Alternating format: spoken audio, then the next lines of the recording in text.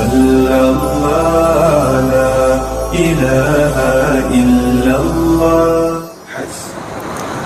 الحمدللہ رب العالمین والعاقبۃ للمتقین والصلاة والسلام علی اشرف الانبیاء والمرسلین وعلی آلہ وصحابہ اجمعین، اما بعد، اعوذ باللہ من الشیطان الرجیم، بسم اللہ الرحمن الرحیم، وَأَتِمُّ الْحَجَّ وَالْعُمْرَةَ لِلَّهِ۔ صدق اللہ العظیم، وبلغنا رسولہ النبی الامین الکریم، ونحن علی ذلک لمن الشاہدین والشاکرین، والحمد للہ رب العالمین۔ قال اللہ تبارک وتعالی فی شان حبیبہ، ان اللہ وملائکتہ یصلون علی النبی یا ایہا الذین آمنوا صلوا علیہ وسلموا تسلیما۔ اللہم صل علی سیدنا و مولانا محمد معدن الجود والکرم، منبع العلم والحلم والحکم، وآلہ وصحبہ وبارک وسلم، صلاۃ و سلاما علیک یا رسول اللہ، وعلی آلک واصحابک یا حبیب اللہ۔ لبیک اللہم لبیک، لبیک لا شریک لک لبیک، ان الحمد والنعمت لک والملک لا شریک لک، لبیک اللہم لبیک، لبیک لا شریک لک لبیک، ان الحمد والنعمت لک والملک لا شریک لک، لبیک اللہم لبیک، لبیک لا شریک لک لبیک، ان الحمد والنعمت لک والملک لا شریک لک۔ عزیزان گرامی، اور حج اور زیارت مدینہ منورہ کے مبارک سفر پر حاضر ہونے والے مقدس زائرین، السلام علیکم ورحمۃ اللہ وبرکاتہ۔ الحمدللہ، الحمدللہ، جن مقدس اوقات میں اللہ تعالیٰ نے یہ نعمت عطا فرمائی کہ اس سال جن حضرات کو حج کی توفیق نصیب ہو رہی ہے، یہ محض اللہ رب العزت کا کرم ہے کہ اللہ رب العزت نے کرم فرما کر اپنے گھر اور اپنے محبوب رسول صلی اللہ علیہ وسلم کے پاک در پر زائرین کرام کو حاضری کی اجازت عطا فرمائی۔ صحیح بات یہ ہے کہ یوں تو ہر کام اللہ رب العزت کے مرضی کے مطابق ہی ہوتا ہے، اس کا حکم ہو تو کوئی بھی کام انجام پذیر ہوتا ہے، اور اس میں خاص طور سے حج کا سفر، یہ تو محض صرف اور صرف اللہ رب العزت کے کرم سے نصیب ہوتا ہے۔ اگر کوئی یہ سمجھے کہ میں اپنے دولت کی بنیاد پر حج کر لوں گا، کوئی یہ سوچے کہ میرے پاس بہت پیسہ ہے، میں جب چاہوں عمرے کے لیے چلا جاؤں گا، یا اگر کوئی یہ سمجھے کہ میں بہت شوق رکھتا ہوں ہر مہینے طیبین کی حاضری کا، اس شوق کی وجہ سے مجھے حاضری نصیب ہو جائے گی، یہ سب خام خیالی ہے۔ وہاں پر وہی پہنچتے ہیں جنہیں اللہ تعالی اجازت عطا فرماتا ہے۔ اس لیے ہر زائر کو اپنے دل سے یہ خیال بالکل نکال لینا چاہیے کہ یہ سفر میں اپنے بل پر کر رہا ہوں، اب غور فرمائیں کہ ہندوستان میں کم و بیش 1000 سال سے مسلمان بادشاہوں کی حکومت رہی، لیکن آپ حیرت کریں گے کہ اس 1000 سالہ دور میں بہت سارے خاندانوں نے ہندوستان پر حکومت کی، بڑے بڑے بادشاہ اور نواب ہوئے، لیکن از اول تا آخر ہندوستان کے کسی بادشاہ کو بھی حج نصیب نہ ہوا۔ بڑی بڑی نوابی تھی، حیدرآباد کے نواب، لکھنؤ کے نواب، رامپور کے نواب اور دیگر جانے کون کون، بڑے بڑے، لیکن ان میں سے کسی کو اللہ تعالیٰ نے حج کی توفیق نہیں عطا فرمائی۔ ان کے پیسوں پر بہت ساروں نے حج کر لیا، لیکن انہیں حج نصیب نہ ہوا۔ پتہ چلا کہ حج کا سفر انہی کے مقدر میں ہوتا ہے جنہیں اللہ تعالیٰ خصوصی اجازت عطا فرماتا ہے۔ اس لیے حجاج کرام کو چاہیے کہ سب سے پہلے وہ اپنے رب کا شکر ادا کریں کہ اللہ تیرا کرم ہے کہ تو نے ہمیں حج کے سفر کی اجازت دی اور حج کے سفر کا انتظام اور اہتمام ہوا۔ درود پاک پڑھیں۔ اللہم صلی علی سیدنا و مولانا محمد وعلی آل سیدنا و مولانا محمد وبارک وسلم صلاة و سلاما علیک یا رسول اللہ وعلی آلک و اصحابک یا حبیب اللہ۔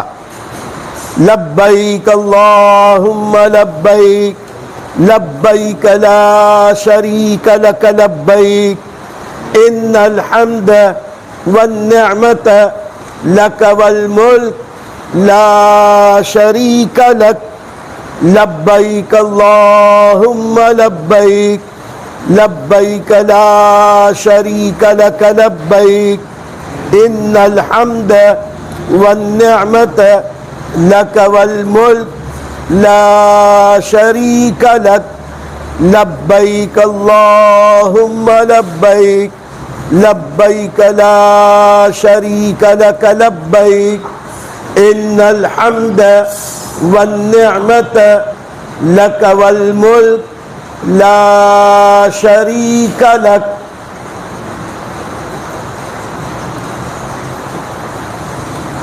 لبیک اللہم لبیک لبیک لا شریک لک لبیک ان الحمد والنعمت لک والملک لا شریک لک۔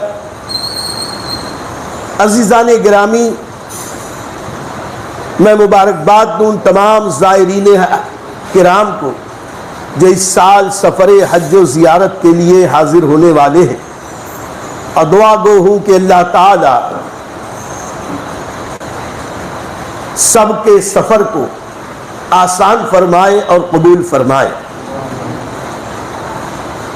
اب میں اپنی گفتگو یہاں سے شروع کروں کہ کم وقت میں کم الفاظ میں حج کے ما لہ و ما علیہ کو آپ کے سامنے پیش کروں۔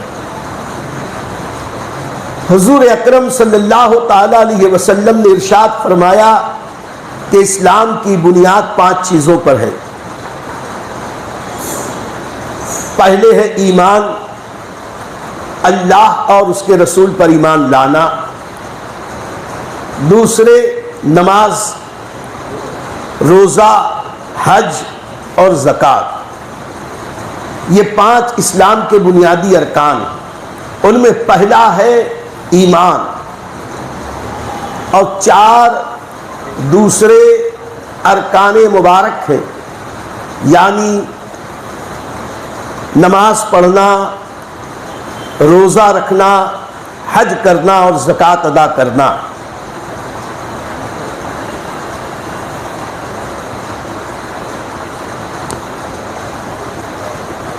اس اعتبار سے ہم دیکھیں کہ اسلام ایمان ایک دعویٰ ہے، اور اس دعوے کی دلیل ہے نماز، روزے، حج اور زکوٰۃ کی ادائیگی۔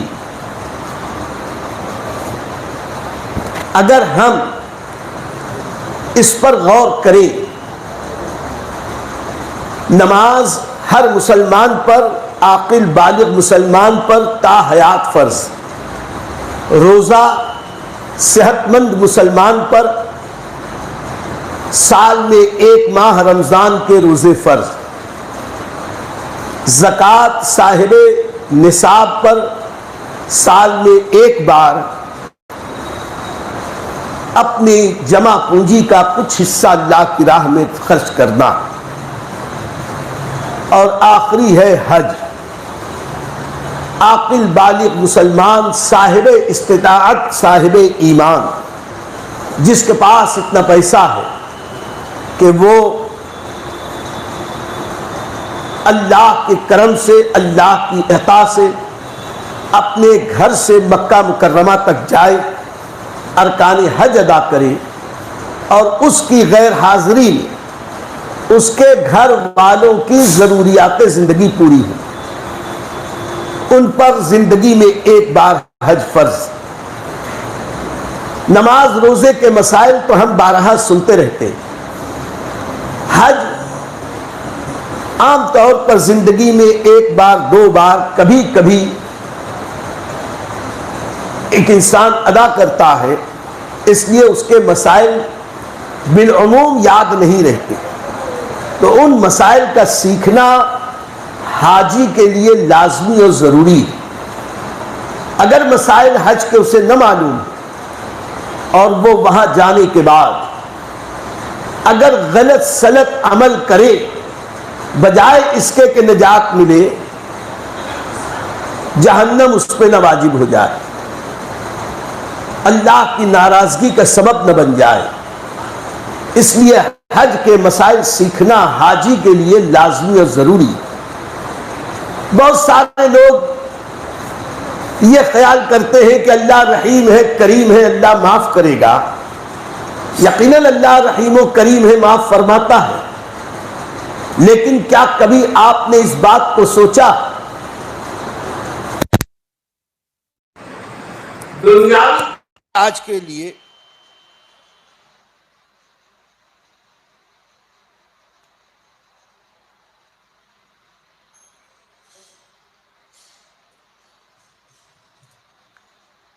تھوڑا موڑا بھی کوئی سامان خریدنا چاہتے ہیں، کوئی کام کرنا چاہتے ہیں، تو اس کے لیے ہم بڑا اہتمام کرتے ہیں، لیکن حج کے بارے میں یا نماز روزے کے سیکھنے کے بارے میں ہم یہ کہتے ہیں اللہ معاف کرے گا، اللہ معاف کرے گا۔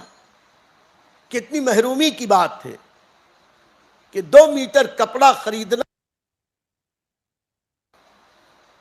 ہم 10 جگہ اس کی تفتیش کرتے ہیں، تب کہیں جا کے مال خریدتے ہیں، اور حج کرنے کے بات آئے، نماز روزے کی بات آئے تو ہم یہ کہتے ہیں اللہ کریم، اللہ معاف کرے گا۔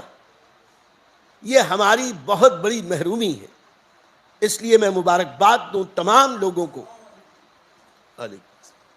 کہ جو اس سال حج کے لیے جا رہے ہیں اور ساتھ ہی ساتھ حج کے مسائل سیکھنے کے لیے یہاں جمع ہیں۔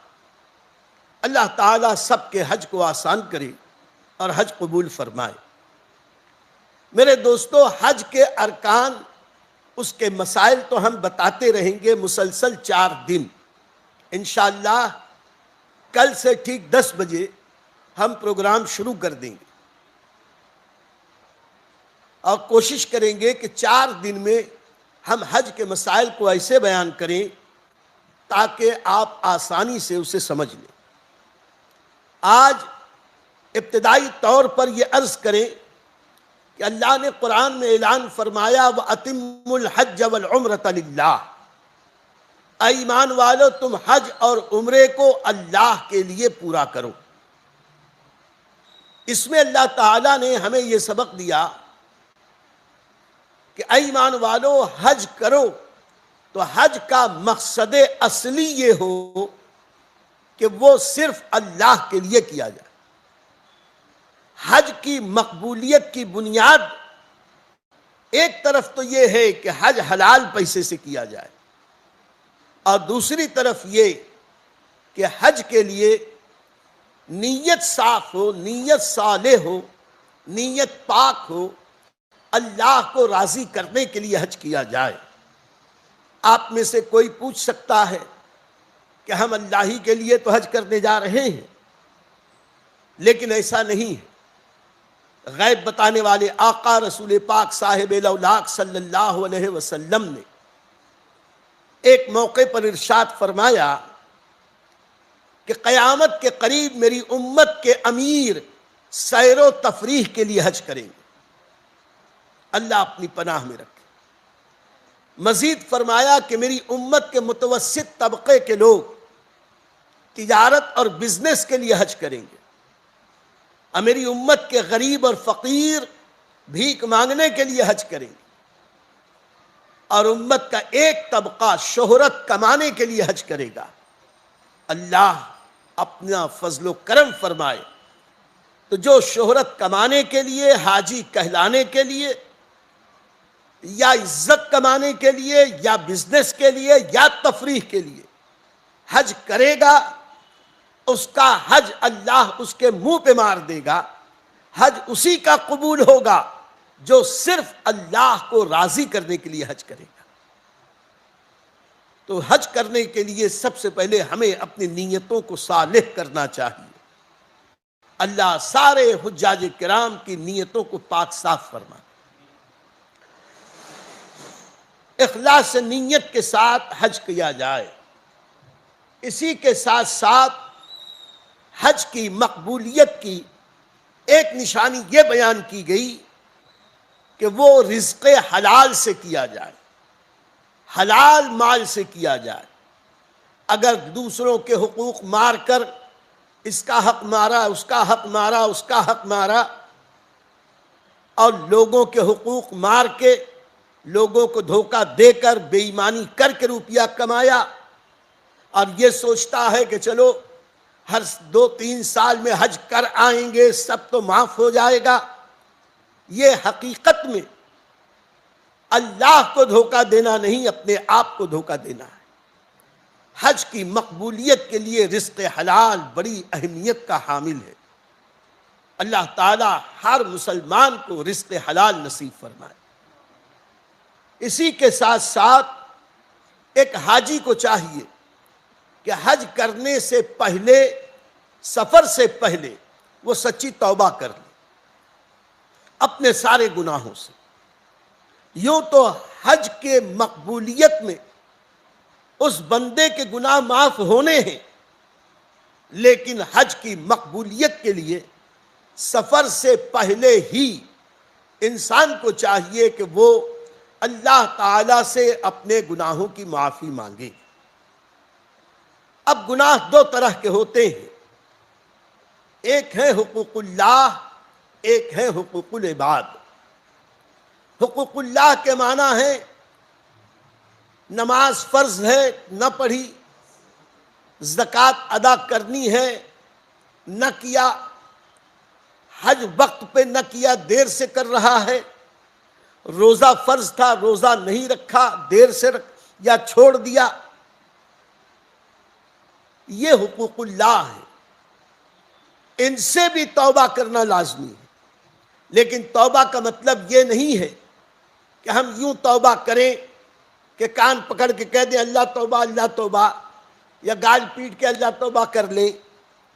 توبہ کا مطلب یہ بتایا گیا کہ توبہ کا مطلب یہ ہے کہ اللہ سے پختہ وعدہ کریں، اے اللہ آج تک جو گناہ ہوئے سو ہوئے، اب سے عہد کرتے ہیں کہ آئندہ گناہ نہ کریں گے، آئندہ نہ نماز چھوڑیں گے، نہ روزہ چھوڑیں گے، نہ زکوٰۃ کی ادائیگی میں پہلو تہی کریں گے، نہ اور کار خیر سے اپنے آپ کو روکیں گے۔ تو سچی توبہ کرے تو جو سچی توبہ کرتا ہے ایسا ہے جیسے اس نے گناہ کیا ہی نہیں۔ لیکن اس کا یہ مطلب نہیں ہے کہ جو پچھلی نمازیں چھوٹیں، پچھلے روزے چھوٹے، پچھلے سالوں کی زکوٰۃ نہیں دی، وہ معاف ہو گئی۔ توبہ کا مطلب یہ ہے کہ وہ عہد کرے کہ اللہ بشرط توفیق اور فرصت جیسے جیسے موقع ملے گا میں اپنی قضا نمازیں بھی ادا کروں گا، قضا روزے بھی ادا کروں گا. اگر زکوٰۃ نہیں دی ہے حساب نکال کے زکوٰۃ بھی دوں گا. ابھی اگر ہے پیسہ تو ابھی دے دے ہر سال کی، اور نہیں ہے تو رب سے توبہ کر کے معافی مانگ کر پکا وعدہ کر لے بشرطِ توفیق تھوڑا تھوڑا وہ نمازیں بھی ادا کرنا شروع کر دے، اور جستا جستا ہفتے میں 1 بار 2 بار 3 دن روزے بھی رکھنا شروع کر دے. اگر انسان نے توبہ کر کے یہ ایک دن میں ایک ہی دن کی صحیح قضا نمازیں پڑھنی شروع کی اور 2-4 مہینے یا ہفتے 2 ہفتے میں ہی اس کا انتقال ہو گیا، اللہ کے کرم سے امید ہے کہ اللہ ساری نمازوں کو قبول فرما لے گا. یہ اس کا رحم و کرم ہے. اس لیے سچی توبہ کی جائے اپنے سارے گناہوں سے. اسی کے ساتھ ساتھ حج کی مقبولیت میں اس کا بھی بہت خیال رکھا جائے کہ حقوق العباد کی ادائیگی بھی ضروری ہے. حقوق العباد کی ادائیگی اس لیے بھی ضروری ہے کہ اللہ فرماتا ہے میرے حقوق میں معاف کر دوں، میری مہربانی. میرے بندوں کے حقوق اس وقت تک میں معاف نہ کروں گا جب تک کہ صاحب حق نہ معاف کر دے.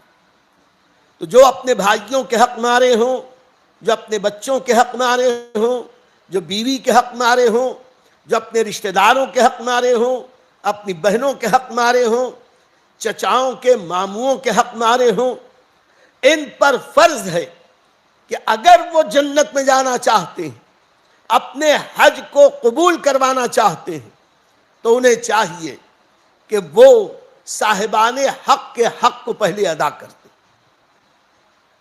اور اگر ہمارے پاس اس وقت اتنا مال نہیں ہے کہ ہم صاحبان حق کے حق کو ادا کر سکیں، تو ہم پر فرض ہے کہ جن کا حق ہم نے مارا ان کے پاس جا کے معافی مانگ.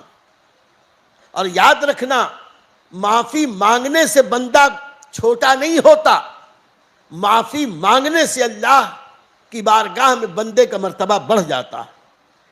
تو معافی مانگنے میں شرم نہ کریں. ہم نے گناہ کرنے میں تو شرم نہ کی، جب گناہ میں نہیں شرم آئے تو توبہ میں کیا شرم آنا. اس لیے ہمیں چاہیے کہ ہم صاحبان حقوق سے معافی طلب کریں، اور ان سے یہ بھی مہلت لیں کہ دیکھیے ابھی اس وقت تو میرے پاس تمہارا مال نہیں ہے، انشاءاللہ جلد از جلد میں اس کو ادا کر دوں گا. لیکن یہ زبانی وعدہ نہ ہو، دل میں پکا ارادہ ہو. اور اگر پختہ ارادہ دل میں ہے کہ جس کے حق ہیں انہیں ادا کر دوں گا، جن سے قرض لیا ہے ان کو ادا کر دوں گا، یا جن کا لین دین باقی ہے ان کو ادا کر دوں گا، اب بغیر ادا کیے اس کا انتقال ہو گیا، نیت صاف ہے کہ جیسے ہی ملے گا میں ادا کر دوں گا، تو انشاءاللہ رب کریم اس کے ان گناہوں کو بھی معاف کر دے گا. اللہ کو معاف کرنے میں کوئی تکلیف نہیں. اللہ تعالیٰ تو با اختیار مولا، وہ جسے چاہے بخش دے، کوئی اس کو پکڑنے والا نہیں. رحیم اور کریم مولا، بخشش کرنے والا مولا. تو اللہ پہ بھروسہ کرتے ہوئے صاحبان حقوق سے معافی مانگے. یہاں پر علماء نے ایک بات اور بھی فرمائی، ہمارا کام معافی مانگنا ہے، اور ایک مسلمان جب دوسرے مسلمان سے معافی مانگے تو انہیں چاہیے کہ ایک آدمی عذر پیش کر رہا ہے، معافی مانگ رہا ہے، تو ہمیں چاہیے کہ ہم اسے معاف کر دیں. یقیناً کبھی کبھی دل دکھا ہوتا ہے تو ہم کہتے ہیں معاف نہیں کروں گا، قیامت میں حساب لوں گا. یقیناً ہمیں حق ہے ہم معاف کریں کہ نہ کریں، لیکن مسلمانوں اس بات پر غور کریں، ہم بھی تو اللہ سے معافی مانگ رہے ہیں. کیا ہم یہ نہیں چاہتے کہ جن کا حق ہم نے دبایا ہے وہ ہمیں معاف کر دے؟ تو جب ہم یہ چاہتے ہیں کہ لوگ ہمیں معاف کر دے، خدا ہمیں معاف کر دے، تو ہم سے اگر کوئی معافی مانگنے کے لیے آیا، اگرچہ کتنا بھی بڑا گناہ کیا ہو یا کتنی بھی بڑی غلطی کی ہو، ہمیں چاہیے کہ ہم انہیں معاف کر دیں۔ اگر ہم انہیں معاف کر دیں گے تو اللہ تعالی ہمیں بخش دے گا۔ لیکن یہاں علماء نے یہ بھی فرمایا کہ ہمیں چاہیے کہ ہم اس سے معافی مانگیں، وہ معاف کر دے سبحان اللہ، معاف نہ کرے تو بھی اللہ تعالیٰ اپنے کرم سے ہمارے معافی مانگنے کی وجہ سے ہمیں بخش دے گا۔ یہ بہت بڑی نعمت ہے، اس لیے معافی مانگ لینی چاہیے، توبہ کر لینی چاہیے۔ اسی کے ساتھ ساتھ جو بھی بھائی ملے سماج میں، معاشرے میں، دوست، احباب، رشتہ دار، پڑوسی، جو بھی ملے سب سے ہمیں چاہیے کہ ہم توبہ اور استغفار کریں، سب سے معافی مانگیں۔ جو جتنا قریب ہے وہ زیادہ حقدار ہے کہ ہم ان سے معافی مانگیں۔ آج کچھ لوگ کہتے ہیں ارے اپنی بیوی سے کیا معافی مانگنا، ارے اپنے شوہر سے کیا معافی مانگنا، ارے میاں بیوی کو تو اور زیادہ چاہیے کہ وہ اپنے زوجین ایک دوسرے سے معافی مانگے۔ پتہ نہیں کب کہاں کیسے ہم دل دکھاتے ہیں۔ بھائی کو بھائی سے معافی مانگنی چاہیے، بہن کو بھائی سے، بھائی کو بہن سے، رشتہ داروں کو، دوست احباب کو، سب سے توبہ کی گزارش کرنی چاہیے، سب سے دعا کرانی چاہیے، اور دعا کرا کے سب سے یہ عرض کرنا چاہیے کہ ہمارے لیے دعا کرو کہ اللہ تعالی ہماری حج کو قبول فرما لے۔ میرے دوستو، کچھ لوگوں کے ذہن میں یہ بات بھی ہوگی ارے دوسروں سے دعا کرانے کی کیا ضرورت، ہم تو مکے جا رہے ہیں، غلاف کعبہ پکڑ کے دعا کر لیں گے، ہم تو روضہ رسول پہ دعا کریں گے۔ تو یاد رکھو اللہ بے نیاز مولا، وہ چاہے تو مکے میں پہنچانے کے بعد بھی حج کی توفیق نہ دے، اور اگر تم حج کر لو تو وہ چاہے قبول کرے چاہے نہ قبول کرے، ہماری دعا قبول ہو کہ نہ ہو۔ لیکن ایسے بارہا ہوا ہے کہ لوگوں نے نیت کی، حج نہ کر سکے، لیکن اللہ نے ان کے حج کو بھی قبول کر لیا، ان کے ذریعے سارے حاجیوں کے حج کو بھی قبول کر لیا۔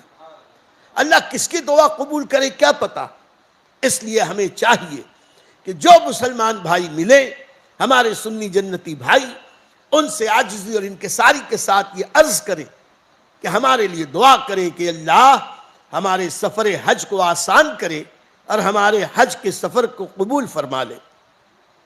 اسی کے ساتھ ساتھ حج کی مقبولیت کی ایک نشانی نبی کریم صلی اللہ علیہ وسلم نے یہ بتائی کہ دوران سفر صدقہ دیتے رہا کرو۔ مقبول حج کی پہچان یہ ہے کہ حاجی پورے سفر میں جستا رفتہ صدقہ دیتا رہے۔ اب یہ صدقہ کیا ہے؟ صدقہ اللہ کی راہ میں خرچ کرنے کا نام ہے۔ ایک ہے صدقہ واجبہ جیسے کہ زکوٰۃ، فطرہ وغیرہ ہوں، اور ایک ہے صدقہ نافلہ، یعنی وہ زکوٰۃ کی طرح واجب نہیں، فرض نہیں، فطرے کی طرح واجب نہیں، لیکن اللہ کو راضی کرنے کے لیے انفاق فی سبیل اللہ، یعنی روپیہ خرچ کرنا۔ ایسی صورت میں یہاں پر جس صدقے کا ذکر ہے وہ یہی کہ پورے دوران سفر ہم کنجوسی کا مظاہرہ نہ کریں، بلکہ کھلے دل سے اللہ کی راہ میں خرچ کرتے رہیں۔ اب یہ خرچ کرنا اس طور پر بھی ہے کہ اگر غریب غربا مل جائیں، خاموشی کے ساتھ ان کی مدد کر دی جائے، فقراء ملے ان کی مدد کر دی جائے۔ ہم گھر سے سفر کے لیے نکلنے والے ہیں، ہم سے ملنے کے لیے جو لوگ آئے، ممکن ہے ملنے کے لیے جو لوگ آئے ہیں ان میں کچھ غریب ہوں، کچھ پریشان حال ہوں، ان کی خدمت میں چپکے سے عزت ان کی ڈھانپتے ہوئے دے دی جائے تو یہ بھی صدقہ ہے۔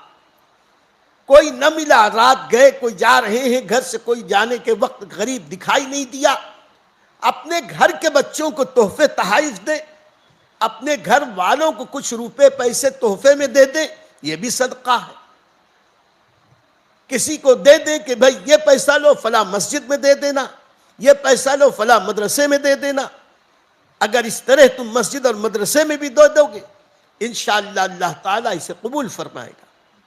تو گھر سے نکلنے سے پہلے صدقہ دو، گھر سے نکلنے کے بعد صدقہ دو، مسجد میں جانے سے پہلے، مسجد سے نکلنے کے بعد صدقہ دو، پورے دوران سفر واپس آتے تک اسی طرح صدقہ اور خیرات کرتے رہو۔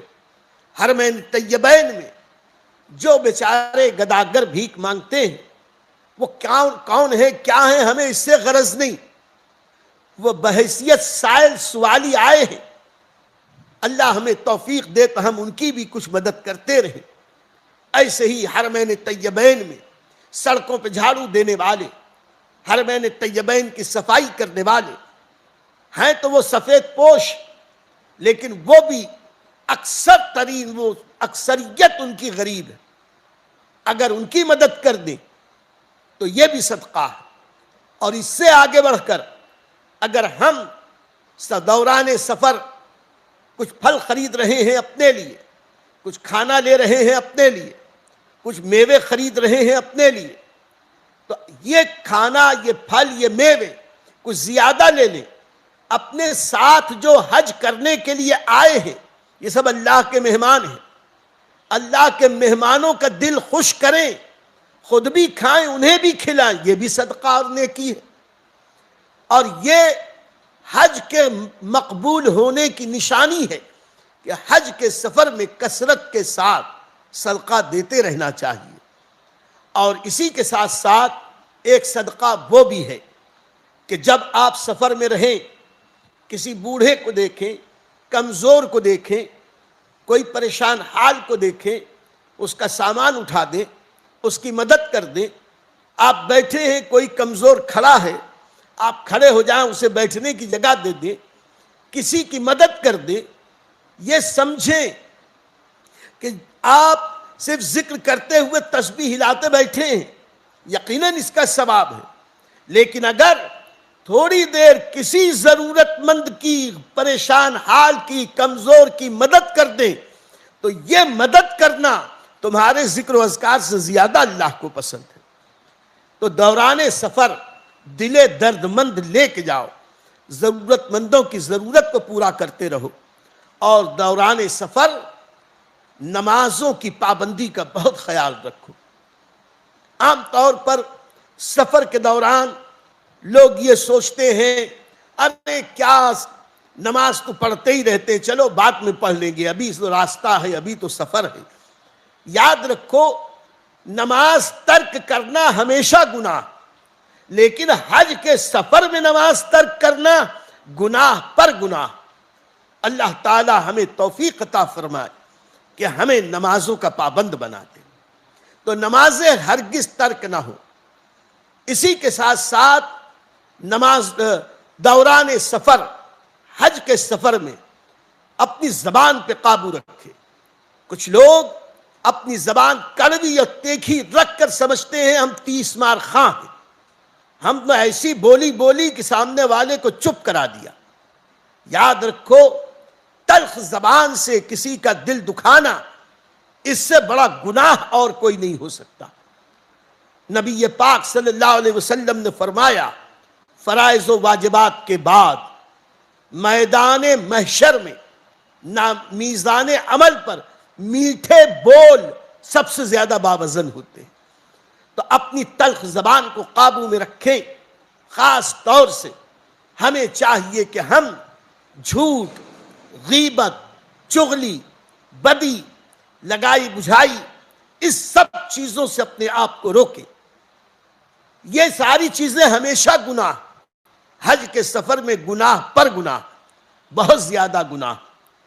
اسی کے ساتھ ساتھ اللہ تعالیٰ نے قرآن میں یہ بھی ارشاد فرمایا فَلَا رَفَثَ وَلَا فُسُوقَ وَلَا جِدَالَ فِي الْحَجِّ، حج کے سفر میں بے حیائی کے کام مت کرو، گناہ کے کام مت کرو، اور لڑائی اور جھگڑا مت کرو۔ خاص طور سے ان 3 چیزوں کا ذکر کیا۔ آدمی کی عادت ہے، زبان گندی ہے، ہمیشہ گندی گندی فحش باتیں، بکواس کرتا رہتا ہے، بیہودہ باتیں کرتا رہتا ہے، لوگوں کا دل دکھاتا رہتا ہے۔ تو حج کے سفر میں بھی اس کی یہ عادت جاتی نہیں. اللہ قرآن میں فرماتا فَلَا رَفَسَ وَلَا فُسُوقَ وَلَا جِدَالَ، بیہودہ بات مت کرو، گندی بات مت کرو، فحش کلامی نہ کرو، بے حیائی کی باتیں مت کرو، اور ساتھ ہی ساتھ گناہ مت کرو. گناہ یہی ہے کہ کسی کا دل دکھانا، گناہ یہی ہے کسی کا حق مارنا. اب لائن لگی ہوئی ہے، اب وہاں پر بھی حرم میں ہے، وہاں بھی لائن مار رہے ہیں، ادھر ادھر سے گھس کے خود آگے بڑھنے کی کوشش کرتے ہیں. حجر اسود کی لائن لگی ہوئی ہے، اس میں بھی پیچھے سے ڈنڈی مار رہے ہیں. بس کی لائن لگی ہے، ایئرپورٹ پہ لائن لگی ہے، کہیں سے بھی گھس کے کدھر سے بھی جا کے سوچتے ہیں ہم بہت عقل مند ہیں. لیکن یہ گناہ کے کام ہیں، ان گناہ کے کاموں سے اپنے آپ کو روکو. حج صرف اس کا نام نہیں ہے کہ احرام باندھ لیا، جا کے طواف کر لیا، صفا مروہ کی سعی کر لی اور سر مڈا دیا تو عمرہ ہو گیا. حج کے معنی ہے اپنے آپ کو گناہوں سے روکنا. اسی کے ساتھ ساتھ فرمایا گیا وَلَا جِدَالَ فِي الْحَجِّ، حج کے سفر میں لڑائی جھگڑے سے اپنے آپ کو روکو. یوں تو انسانی مشاہدہ ہے، سفر میں بالعموم جھگڑے ہوتے رہتے ہیں. سفر میں دکھ، تکلیف، پریشانی، الجھن، چڑچڑا پن عام طور پہ ہوتا ہے. تو خلاف مزاج بات میں لڑائی جھگڑا ہو ہی جاتا ہے. کبھی یہ ہوتا ہے کہ آ بیل مجھے مار، کبھی یہ ہوتا ہے کہ لے بیل مجھے مار، زبردستی بات بے بات جھگڑا ہوتا ہے. لیکن یاد رکھو حج کے سفر میں بطور امتحان بہت زیادہ اپنے آپ کو کنٹرول رکھو، اس لیے کہ بطور امتحان اللہ کی طرف سے حالات ایسے پیدا ہوتے ہیں کہ جھگڑا ہو ہی جاتا ہے، بہت جھگڑا. میں ایک دلچسپ بات بتاؤں، ہمارے ہی شہر کے ایک انجینئر صاحب تھے، ان کے بارے میں پتا چلا کہ ان کی بیگم کے ساتھ بڑی نبھتی تھی. ان میاں بیوی میں کبھی جھگڑا نہیں ہوا. لوگ مثالیں دیتے تھے کہ زوجین ہو تو ایسے، جوڑا ہو تو ایسے. اب 50 سال ہو گئے شادی کو، لیکن کبھی جھگڑا ہی نہیں ہوا. اللہ کا کرم ہوا، حج کے لیے گئے. تو یہ جو حاجی صاحب تھے، انہوں نے اپنی بیگم کو ایک موٹی رقم دی اور کہا کہ دیکھو ہم یہاں حج کے لیے آئے ہیں، عبادت کے لیے آئے ہیں، کیا خریدی کرنا ہے یہ پیسہ ہے، تم اپنے ساتھیوں کے ساتھ جا کے خریدی کر لینا، مجھے تکلیف مت دینا کہ یہ دلاؤ وہ دلاؤ وہ دلاؤ. میں حج کے لیے عبادت کے لیے آیا ہوں، بازار وزار کرانے نہیں آیا. بیگم صاحبہ بھی عقل مند تھی، خاموشی سے لے کے رکھ لیا اور کہا بھی نہیں. لیکن حج کے کچھ دنوں کے بعد ایک دن حاجی صاحب جب آئے ہوٹل میں تو دیکھا کہ حجن کا منہ پھولا ہے. وہ آ کے انہوں نے سلام کیا تو منہ پھیر لی، وہ ادھر سے آئے تو ادھر منہ پھیر لیا. وہ ارے کیا ہوا کہہ رہے ہیں، لیکن حجن ہے کہ ان کا مزاج ہی نہیں ملتا.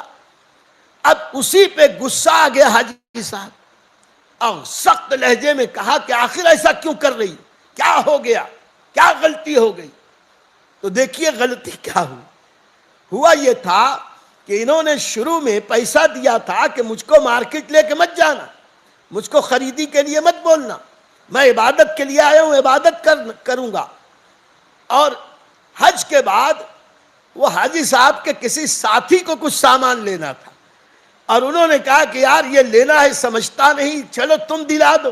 یہ ان کے ساتھ بازار چلے گئے. بس اسی پہ جھگڑا کہ میرے لیے تو کہتے تھے میں عبادت کے لیے آیا ہوں، اور دوست کی بات آئی تو چلے بازار کرانے کے لیے. کہنے کا مقصد یہ بات بے بات جھگڑا ہوتا ہی ہے، لیکن بہادر وہ نہیں کہ جو بدلہ لے کر زمین پہ کسی کو پٹخ دے.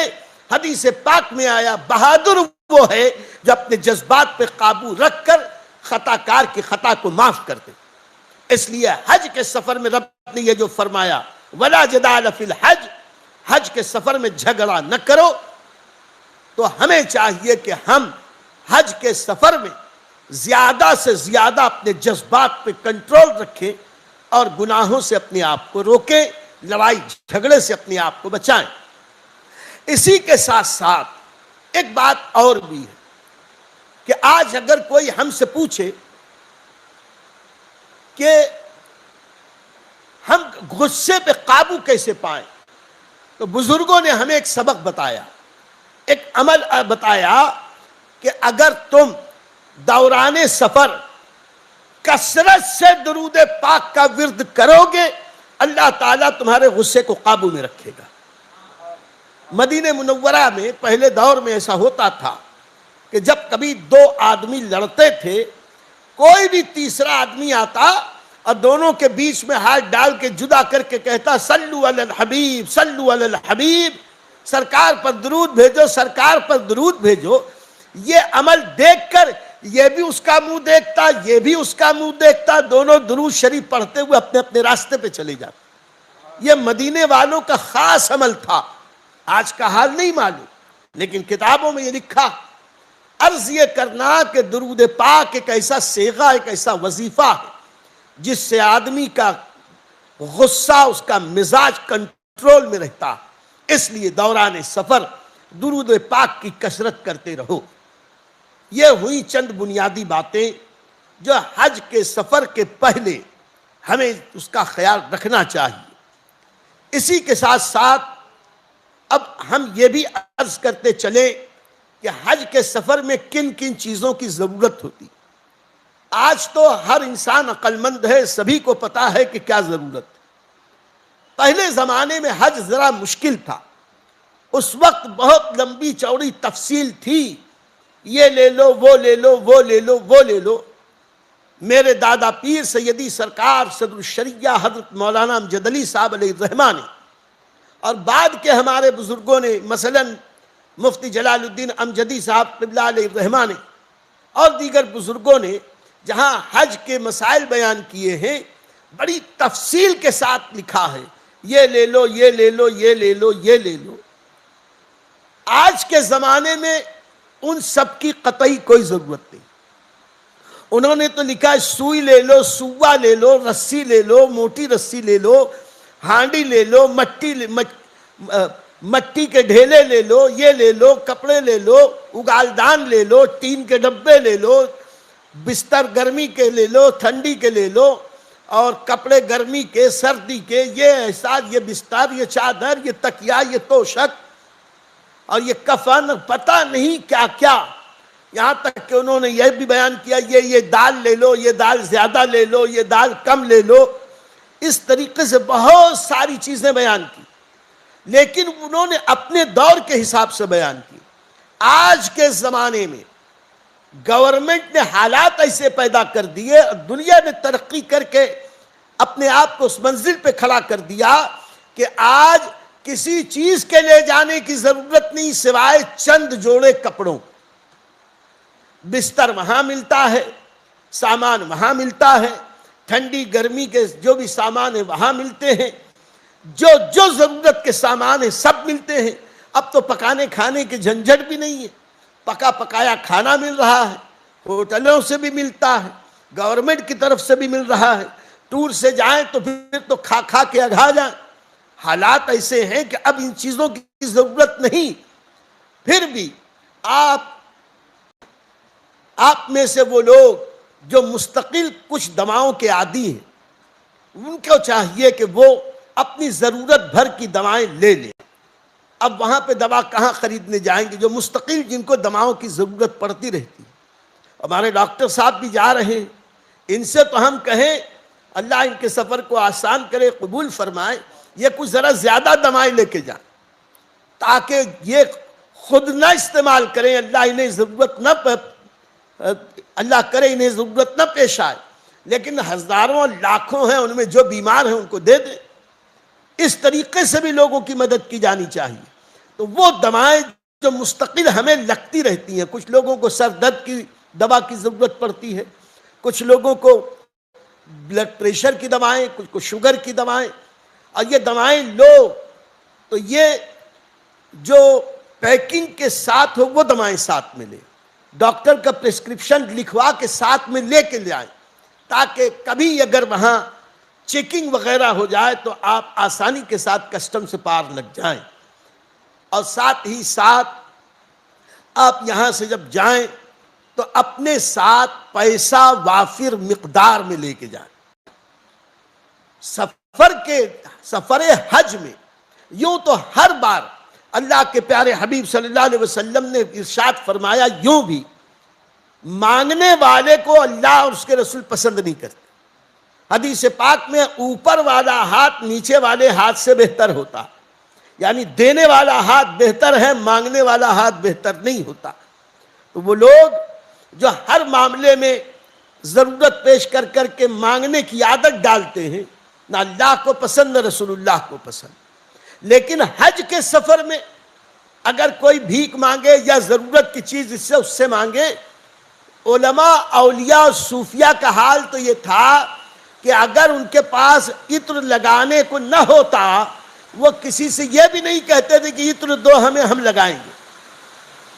بارش ہو رہی ہے ماشاءاللہ، دیکھیے رب کی رحمت کا ذکر ہو رہا ہے، رب کی رحمت برسنی شروع ہے۔ اللہ تعالیٰ سب حجاج کرام کے سفر کو آسان کرے، قبول فرمائے۔ عرض یہ کرنا کہ زیادہ سے زیادہ پیسہ لے جانے کی جو ہم نے بات کی، پیسہ پاس میں ہے تو ضرورت کی ہر چیز وہاں ملتی، آپ کو مل جائیں گے۔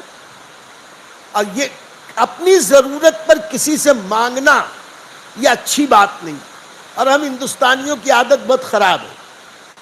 یہاں وہ لکھپتی اب کروڑ پتی بھی ہیں، اور وہاں اگر کھجور بٹ رہی ہو، موسمبی اور سنترا بٹ رہا ہو، بسکٹ بٹ رہے ہوں، تو یہ لوگ بھی لائن لگا لگا کے اچھل کے مانگتے ہیں۔ لبیک اللہم لبیک لبیک لا شریک لک لبیک ان الحمد والنعمت لک والملک لا شریک لک۔ آواز تو آ رہی ہے نا برابر؟ الحمدللہ۔ عرض یہ کرنا کہ جب حضور اکرم صلی اللہ علیہ وسلم نے حج فرمایا تھا، حجۃ الوداع کے موقع پر عالم اسلام میں خبر پھیل گئی کہ سرکار تشریف لانے والے ہیں، تو عالم اسلام سے ہر علاقے سے لوگ حج کے لیے آئے۔ اسی میں یمن کے بہت سارے وہ لوگ بھی آئے جو بہت غریب تھے۔ اب یہ اتنے غریب تھے کہ کچھ سواری وغیرہ تھی، چلے آئے، یہاں پہنچے تو ان کے پاس زاد راہ ختم ہو گیا، کھانے کو کچھ نہیں رہا۔ تو یہ بیچارے جب بھوک سے پریشان ہوئے، غریب تھے، تو ان لوگوں نے وہاں مانگنا شروع کر دیا، کھانا دو، کھانا دو، کھانا دو۔ اب اگر وہ واقعی بھوکے ہیں، کوئی گناہ تو نہیں ہے، لیکن رسول پاک صلی اللہ علیہ وسلم کو سخت ناگوار گزرا۔ ہم خدا کی بارگاہ میں خدا سے مانگنے آئے ہیں، تو خدا سے مانگنے کی بجائے بندوں سے آس کیوں لگائیں؟ اللہ کے نبی صلی اللہ تعالی علیہ وسلم کو یہ بات اتنی ناگوار ہوئی کہ قرآن کی آیت نازل ہو گئی، اور اللہ تعالیٰ نے ارشاد فرمایا، اے ایمان والو، جب تم حج کے لیے سفر کرو تو زاد راہ ضرور لے لو۔ یہ سوچ کر کہ وہاں کسی سے مانگ کے کام چلائیں گے، یہ اچھی بات نہیں ہے، بلکہ یہ نیت لے کر چلو کہ ہم وہاں بانٹتے ہوئے رہیں گے، ضرورت مندوں کو دیتے رہیں گے۔ اور قرآن میں فرمایا فَإِنَّا خَيْرَ الزَّادِ التَّقْوَى، اب بہترین زاد راہ اللہ کا خوف ہے، تقوی اور پرہیزگاری ہے۔ تو ہمیں چاہیے کہ ہم جب سفر پر جائیں تو ضرورت بھر، بلکہ ضرورت سے کچھ زائد اگر اللہ نے دیا ہے تو پیسہ لے کے جائیں۔ اس میں صدقہ دینے میں بھی آسانی، قربانی کرنی ہے، دم دینا ہے، دل کھول کے ہم دیں، اور حاجیوں کی خدمت کرنی ہے، دل کھول کے کریں، صدقہ اور خیرات دیں، کسی سے مانگنے کی نوبت نہ آئے۔ اور آج تو حال یہ ہو گیا کہ شاپنگ کرنے کا اتنا شوق ہے لوگوں کو، اتنا شوق ہے کہ جتنا لاکھوں لاکھ لے کے جاتے ہیں، شاپنگ میں سب ختم ہو جاتا ہے پھر بھی طبیعت نہیں بھرتی، تو وہاں وہ ادھار مانگتے ہیں، اس سے کہتے ہیں قرض دے دو گھر چل کے دیتا ہوں، یہ لینا ہے وہ لینا ہے وہ لینا ہے، یہ رہ گیا وہ رہ گیا وہ رہ گیا۔ تو میرے دوستو، دنیا کا کون سا سامان ہے جو آپ کے ملک میں نہیں ملتا، بلکہ اکثر چیزیں وہاں سے سستی ملتی۔ اس لیے کسی سے قرض بھی لینے کی کیا ضرورت ہے؟ اللہ تمہیں جتنا دے ہاتھ بچا کے چلو، اور وہاں کسی سے کچھ طلب کرنے کی بجائے مانگنا ہے تو خدا سے مانگو۔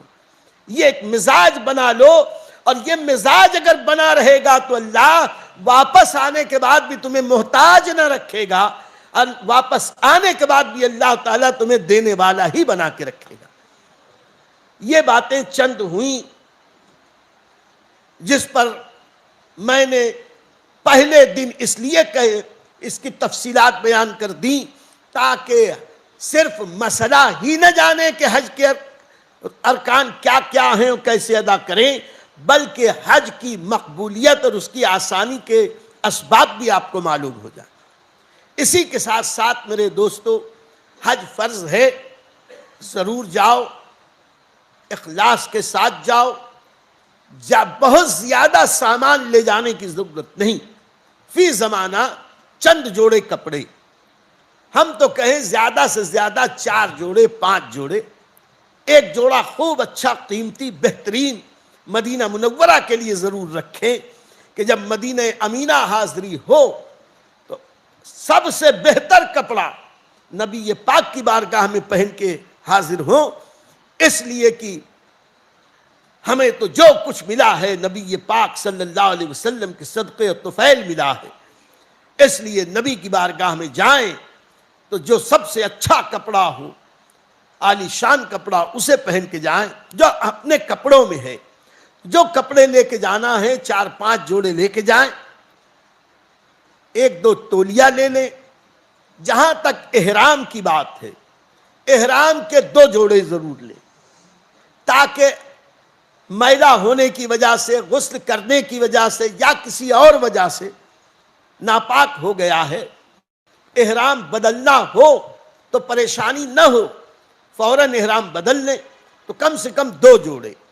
احرام کے بارے میں ہم بتا دیں کہ احرام کے لیے شریعت نے کوئی خاص رنگ کے کپڑے کو پابند نہیں کیا۔ ہاں، سفید رنگ کا احرام آقا علیہ السلام نے استعمال فرمایا، پسند فرمایا، تو ہمیں چاہیے کہ ہم بھی سفید رنگ کا احرام باندھیں۔ وہاں آپ کسی گروپ کو دیکھیں گے کریم کلر کا، اسکائی بلو کلر کا یا اور کوئی لائٹ کلر کے احرام پہن کے لوگ چلے آتے ہیں، تو ان کو دیکھ کے دل میں یہ بھی مت خیال کرنا کہ یہ کہاں سے چلے آئے، اور وہاں تو کون کیا کرتا ہے یہ دیکھنا چھوڑو، ہمیں تو یہ دیکھنا ہے کہ ہم کیا کر رہے ہیں۔ اس لیے دوسروں پہ نکتہ چینی اور دوسروں کی عیب جوئی کی بجائے ہمیں چاہیے کہ ہم اپنا خیال رکھیں۔ تو 2 جوڑے احرام کے۔ احرام کی چادروں کے لیے لمبائی چوڑائی بھی فکس نہیں ہے۔ اب کوئی لہیم شہیم ہے، موٹا تازہ ہے، تو ذرا 2 میٹر کی بجائے 2.25 میٹر کا لے لے احرام، اور کوئی اگر پستہ قد ہے تو وہ 45 سے 50 انچ پنے کا ہی احرام لے لے، اور اگر کوئی لمبا ہے تاڑ کا جھاڑ تو وہ اپنی لمبائی کے حساب سے ذرا لمبے زیادہ پنا کا، زیادہ عرض کا، زیادہ چوڑا احرام لے۔ اب ٹاول جیسا احرام لینا چاہیں وہ بھی لے سکتے ہیں، آپ اگر پتلا احرام لینا چاہیں وہ بھی لے سکتے ہیں۔ پتلا بھی اتنا پتلا نہ ہو کہ کپڑے کے اندر سے بدن جھلکے، بلکہ پتلے سے مراد ایسا جیسے عام طور پہ کاٹن کے احرام یہاں ملتے ہیں، تو کم سے کم 2 جوڑی احرام کے آپ لے لیں۔ اب میرا مشورہ تو یہ ہے کہ لنگی باندھنے کے لیے وہ پتلے والا احرام لیں، اور اوپر اوڑھنے کے لیے یہ موٹے والا احرام لے لیں، ٹاول والا۔ تو 1 جوڑی یہ 1 جوڑی وہ، تو عدل بدل کے کام چل جائے گا۔ احرام کیسے باندھنا ہے، احرام لا کر عملی طور پر انشاءاللہ میں کل عرض کروں گا، اس سے آپ کی یہ الجھن ختم ہو جائے گی کہ احرام کیسے باندھا جائے۔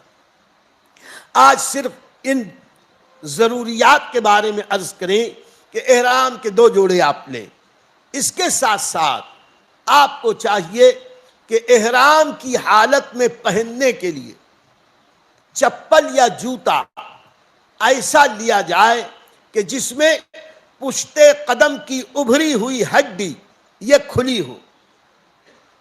عربی میں کعبین کہتے ہیں، یہ قدم کی پشت قدم کی یہ ہڈی یہ ابھری ہوئی، احرام کی حالت میں ایسا جوتا یا چپل پہننا کہ یہ احرام کی حالت میں یہ ڈھک جائے، جائز نہیں۔ یعنی ایسا جوتا جو اس سے پورا ڈھکا ہو یہ جائز نہیں۔ یا آج کل ایسے سینڈل آتے ہیں، آگے سے ایک پٹی اور ایک پٹی بالکل اسی کے اوپر ہوتی ہے، ایسا سینڈل بھی ہو تو بھی جائز نہیں۔ امام اعظم ابو حنیفہ کے نزدیک یہ بیچ کی پشت قدم کی ہڈی کا کھلا ہونا مردوں کے لیے احرام میں شرط ہے، اس لیے آپ چپل لیں، ربر کا لیں، پلاسٹک کا لیں، چمڑے کا لیں، کسی اور چیز کا لیں، جیسا بھی لینا چاہیں لے سکتے ہیں، بس خیال رہے کہ بیچ والی ابھری ہوئی ہڈی پشت قدم کی وہ نہ چھپی ہو، وہ نہ ڈھکی ہو۔ مردوں کے لیے بات کر رہا ہوں۔ اور اگر کوئی ایسی جوتی ہے کہ جس جوتی میں صرف آگے کا پنجہ یا اس سے تھوڑا سا حصہ یہ اندر جاتا ہے اور یہ پشت قدم کا حصہ کھلا ہے، تو وہ جوتی بھی آپ احرام کی حالت میں پہن سکتے ہیں۔ ایک بات۔ دوسری چیز یہ ہے کہ سلیپر عام طور پر لوگ لیتے ہیں، تو سلیپر بھی آپ لے سکتے ہیں، ربر کا لیں، پلاسٹک کا لیں، چمڑے کا لیں، کوئی بھی لیں۔ ایک بہت عام غلطی حجاج کرام جو کرتے ہیں وہ یہ ہے کہ سب ایک جیسا چپل ہوتا، اور جب حج کے لیے گئے، حرم میں گئے، تو حرم کے اندر لے جانے میں اکثر پابندی ہے، چپل لے کے نہیں جاتے، تو لوگ باہر ہی چھوڑ دیتے ہیں۔ اب باہر یوں ہی ایسے چھوڑ دیتے ہیں، تو ہم آتے ہیں تو ہمارا چپل پتہ چلا غائب ہے، تو کچھ لوگ سوچتے ہیں کہ یہ تو سب پھینکنے والا ہی ہے، سب تو اسی کے جیسا تو میرا بھی تھا، کوئی میرا پہن کے گیا ہے، میں کسی کا پہن کے چلا جاؤں۔ یاد رکھو، حرم پاک میں یوں تو دنیا میں کہیں پہ بھی گری پڑی چیز اٹھانے کے احکام ہیں، شرائط ہیں، لیکن حرم کے بارے میں خاص حکم ہے، حرم کی گری پڑی چیز آپ اٹھا نہیں سکتے، اور اگر اٹھا لو تو 70 سال تک کے وہاں کھڑے رہ کے اعلان کرتے رہو یہ کس کا ہے، یہ کس کا ہے، آپ کہاں سے یہ سب کر پائیں گے؟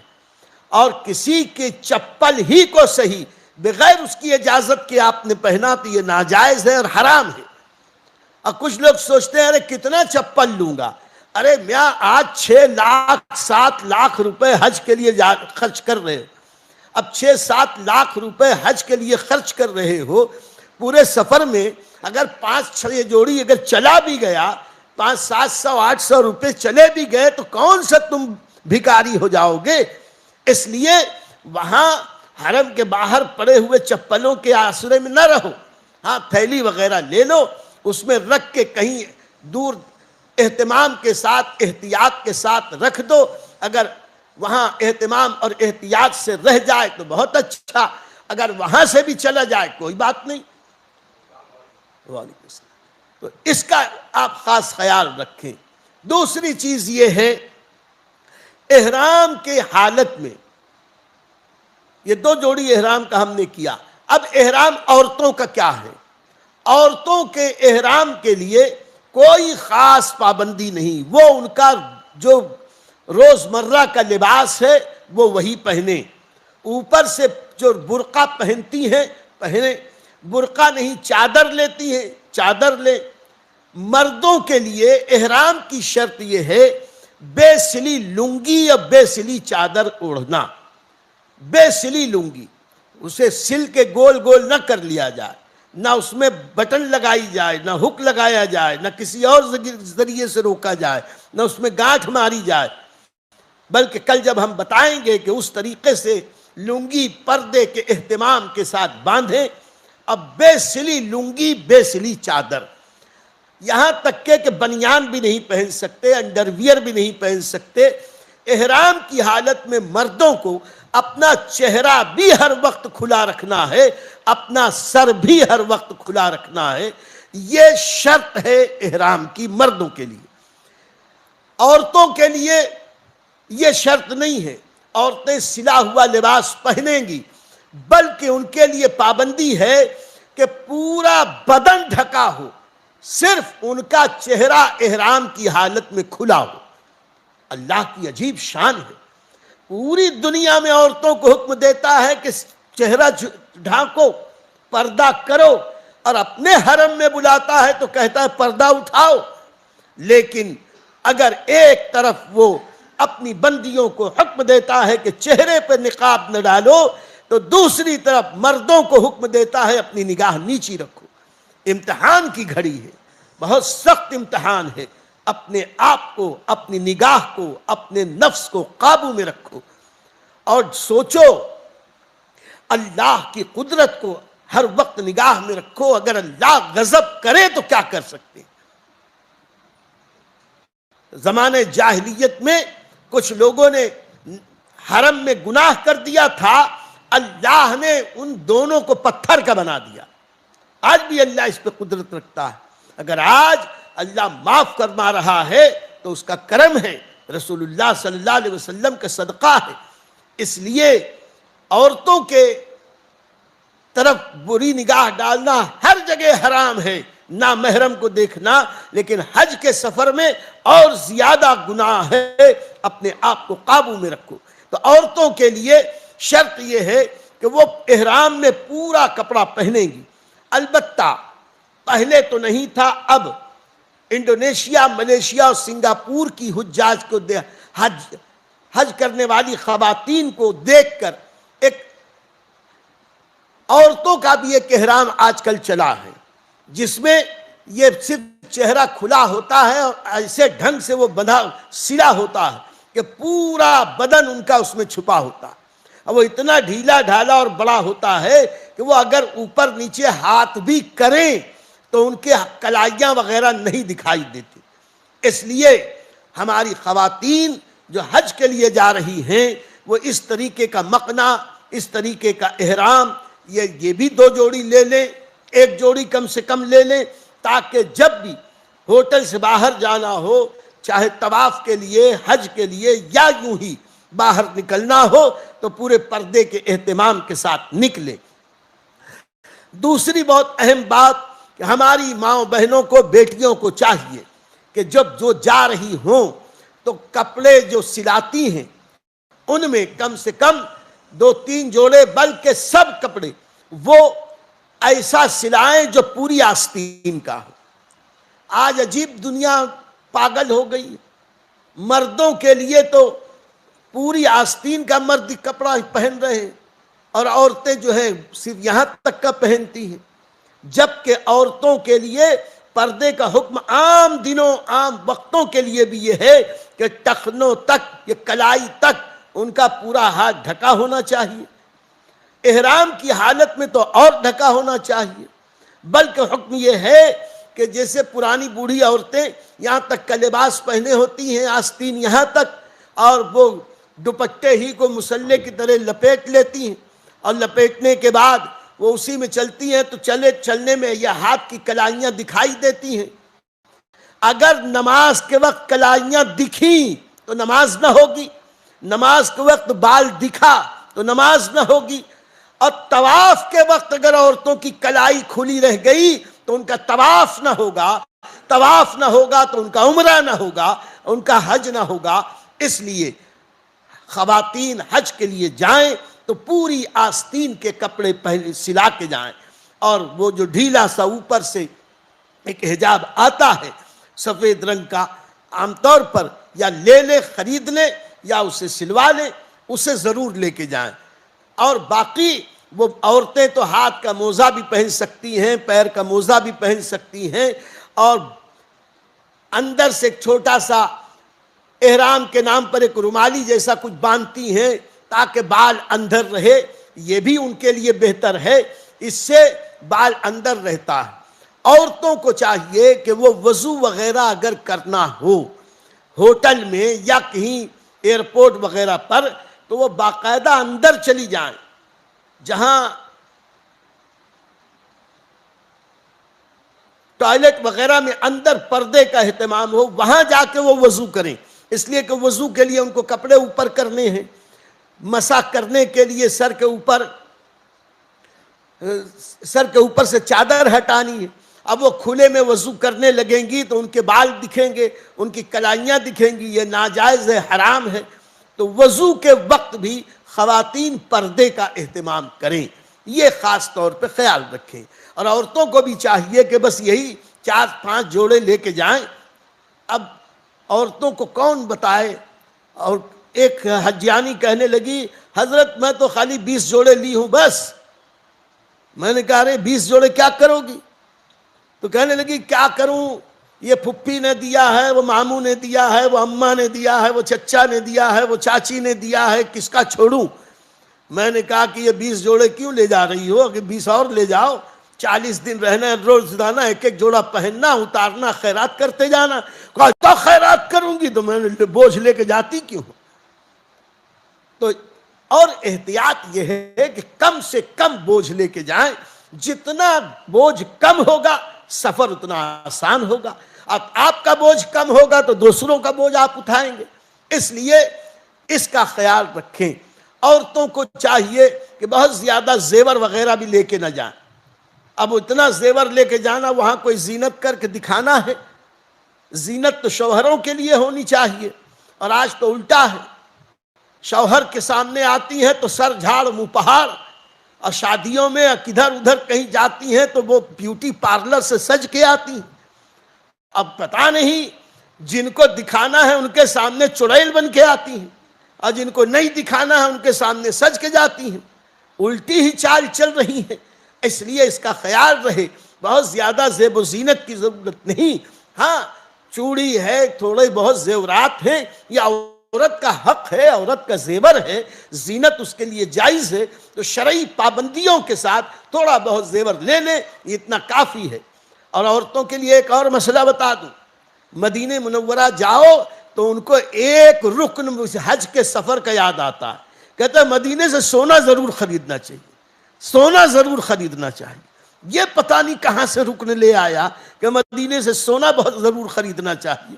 ارے نبی کریم صلی اللہ علیہ وسلم نے تو مال جمع کرنے کو ناپسند کیا، اور ہم وہیں نبی کی بارگاہ میں جا کے بجائے اس کے کہ زیارت میں وقت خرچ کریں، مارکیٹ ہی میں چلے جا رہے ہیں۔ دے طیبہ مارکیٹ، دے طیبہ مارکیٹ، دے شاپنگ، دے شاپنگ۔ اس لیے میرے دوستو خیال یہ رہے کہ حج کے سفر میں اللہ کو راضی کرنے کے لیے، رسول اللہ کو راضی کرنے کے لیے نیک اعمال کرتے رہیں اور گناہوں سے بچتے رہیں۔ یہ ہوئی چند باتیں۔ اسی کے ساتھ ساتھ اس کا بھی خیال رہے کہ احرام کی حالت میں مرد ہو یا عورت، انہیں خوشبو لگانا منع ہے۔ خوشبو لگانے اس کا مطلب ہے عطر لگانا، چاہے وہ پاؤڈر فارم میں ہو، چاہے وہ خشک ہو، چاہے وہ لیکوڈ فارم میں ہو، عطر یا ایسی خوشبودار چیز، پاؤڈر وغیرہ جو ہم لگاتے ہیں، ان سے احرام کی حالت میں بچنا چاہیے۔ خوشبودار تیل لگاتے ہیں، اس سے بچنا چاہیے۔ زیتون کا تیل، یہاں تو اس کا مزاج نہیں، عرب کے لوگ کسی زمانے میں سر میں زیتون کا تیل لگاتے تھے۔ زیتون کا تیل بھی خوشبو کے حکم میں ہے، اسے نہیں لگانا چاہیے، پھوڑی ہو بدن پہ کہیں پہ بھی، تو خوشبودار چیز کا استعمال نہ کریں۔ ایسے ہی وہ ٹوتھ پیسٹ جس میں خوشبو ہو اس سے آپ بچیں، وہ صابن جس میں خوشبو ہو اس سے آپ بچیں۔ تو آپ کو چاہیے کہ جانے سے پہلے 2-3 ایسے صابن بھی لے لیں جو بغیر خوشبو کے ہوں۔ مسواک کرتے ہوں بہت اچھی بات ہے، ایسے منجن لے لیں جس میں خوشبو نہ ہو، ایسے منجن آتے ہیں تو ایسے بے خوشبو کے منجن کچھ لے لیں۔ اور احرام کی حالت میں سر کھجانا، بدن کھجانا، بے چینی کا اظہار کرنا، اسے مکروہ قرار دیا گیا ہے، کنگھی انگھی کرنے سے منع کیا گیا ہے۔ اس کا یہ مطلب نہیں ہے کہ حرام ہے، اب کھجلی ہو رہی ہے تو آدمی کھجائے گا نہیں تو کیا کرے گا؟ لیکن کھجانے کا مطلب ہے کہیں کھجلی ہوئی تو ذرا سا ایسا کر لیا ہلکا سا. اب کھجانے کا یہ مطلب نہیں کہ ناک منہ ٹیڑھا کر کے ایسے ایسے رگڑ رگڑ کے کھجا رہا ہے، اس سے بال وغیرہ ٹوٹیں گے، اس سے بچنا چاہیے. اور بے صبری کے مظاہرے سے بچنا چاہیے. لیکن اس کا خیال رہے کہ خوشبودار چیزیں لگانے سے یا کچی خوشبو کھانے سے، مثلا کچھ لوگوں کی عادت ہوتی ہے الائچی رکھے رہتے ہیں، کھانا کھانے کے بعد 2-3 الائچی منہ میں رکھی کھا رہے ہیں، کچھ لوگ لونگ کھا رہے ہیں، زائفل ہے، جوتری ہے. ان ساری چیزوں سے جو خوشبودار ہیں کچی براہ راست کھانا اسے منع کیا گیا. لیکن اب سنترا اگر آپ کے سامنے ہے تو اب اسے سونگھو تو مت، لیکن احرام کی حالت میں سنترا کھانا ہے آپ اسے سنترا کھا سکتے ہیں.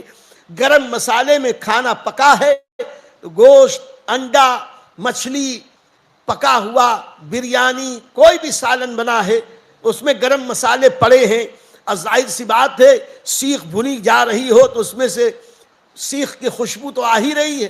وہ خوشبو نہیں ہے، وہ اس کی ایک بو ہے. تو پکا ہوا اگر ایسا سالن ہے آپ بلا کراہت احرام کی حالت میں کھا سکتے ہیں. لیکن سر میں تیل لگانا اور بالوں میں تیل لگانا، داڑھی میں اور سر میں کنگھی وغیرہ کرنا، اس سے خود بھی بچیں، اپنی خواتین کو، اپنے ساتھ جو عورتیں ہیں ان کو بھی روکیں. اب کچھ لوگ کہتے ہیں حضرت یہ اتنا سخت پرہیز، اتنا اہتمام، اتنا روک، اتنی پابندی کیسے ہوگا؟ تو میرے دوستو یہ بہت بڑی خطا ہے جو اسے ہم بوجھ سمجھتے ہیں. پہلی بات تو یہ لا یکلف اللہ نفسا الا وسعہا، اللہ کسی بھی جان پر اس کی طاقت سے زیادہ بوجھ نہیں ڈالتا. اللہ نے جو احکام واجب اور فرض کیے ہیں وہ وہی ہیں جو بندہ آسانی سے ادا کر سکتا. اور کوئی عذر ہے تو عذر کے لیے، معذور کے لیے تو حکم الگ ہے ہی. لیکن اگر آپ یہ کہیں ارے میں نہیں نہاؤں گا تو کیسے چلے گا، وہ خوش صابن سے نہیں نہاؤں تو میرا ایسا ہوتا ہے، وہ پسینے سے ویسا ہوتا ہے، وہ یہ پاؤڈر لگاؤں کہ نہیں، اور وہ شیمپو لگاؤں کہ نہیں، اور یہ گلیسرین لگاؤں کہ نہیں، یہ نہیں کروں وہ نہیں کروں، اتنا پوچھتے ہیں. میں آپ سے پوچھنا چاہتا ہوں، پہلی بار جب آپ یہاں سے جائیں گے اپنے ملک کے ایئرپورٹ سے احرام باندھ کے جائیں گے، عمرے کا احرام رہے گا، مکہ پہنچیں گے، مکہ پہنچتے پہنچتے زیادہ سے زیادہ 12 گھنٹے 14 گھنٹے وہ عمرہ کرنا ہے. زیادہ سے زیادہ رک رکا کے جیسے تیسے بھی کریں گے 8-10 گھنٹے.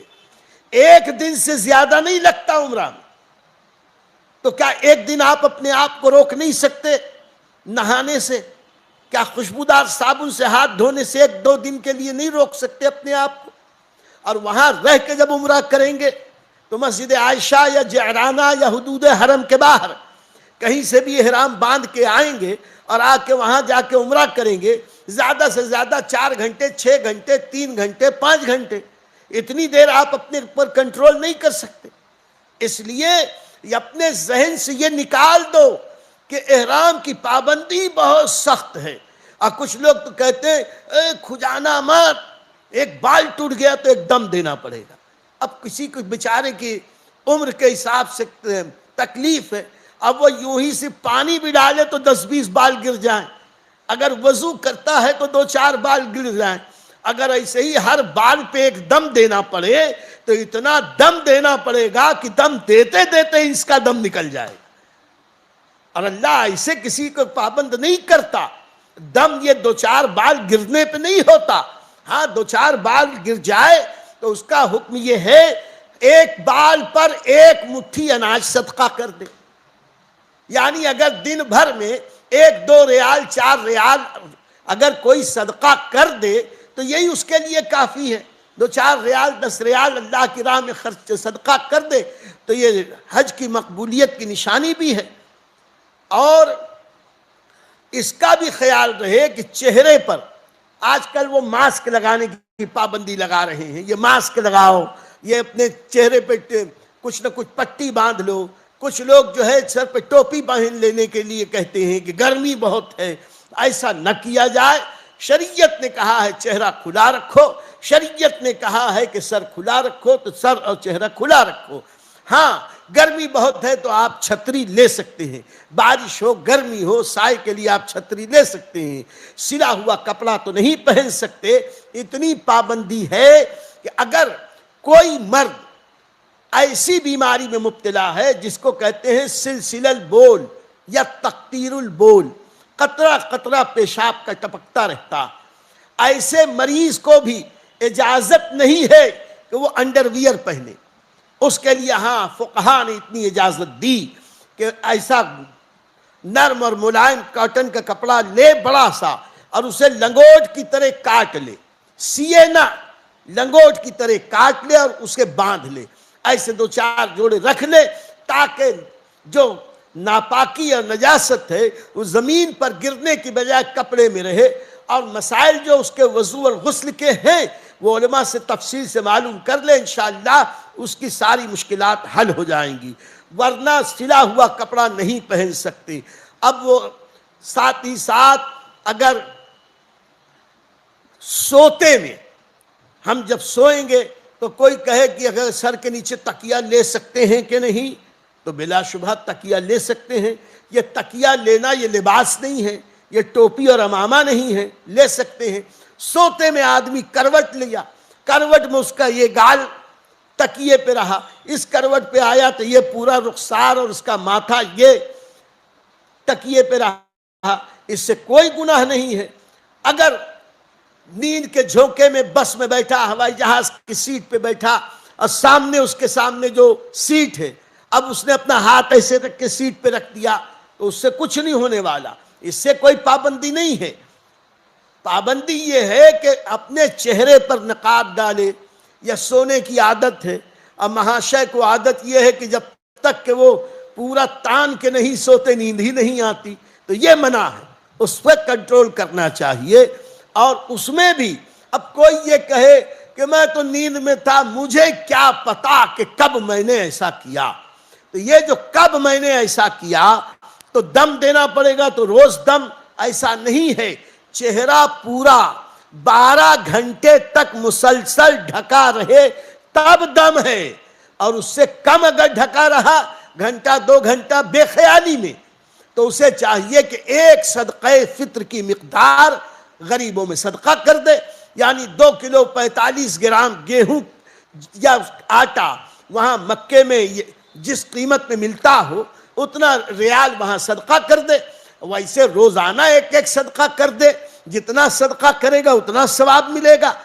تو دم اتنی آسانی سے نہیں لگتا، بڑی بڑی غلطیاں ہوتی ہیں تب کہیں جا کے دم لگتا ہے۔ یہ دم کا مطلب یہ کہ جو بکرے کی قربانی دینی ہوتی ہے، اس لیے اس کا خیال رکھیں کہ تھوڑے مسائل آپ سیکھ لیں، میرا نمبر لے لیں، 4 دن کے بعد بھی آپ کو جو بھی مسئلہ پوچھنا ہو واٹس ایپ پہ لکھ کے بھیج دیں، انشاءاللہ یہ فقیر آپ کو اس کا جواب ضرور عطا کرے، عنایت کرے گا، یا ضرور آپ کی خدمت کو میں فخر محسوس کرے گا، سعادت سمجھے گا۔ آپ جو بھی سوال کریں انشاءاللہ اس کا شافی اور وافی جواب دینے کی ہم کوشش کریں گے۔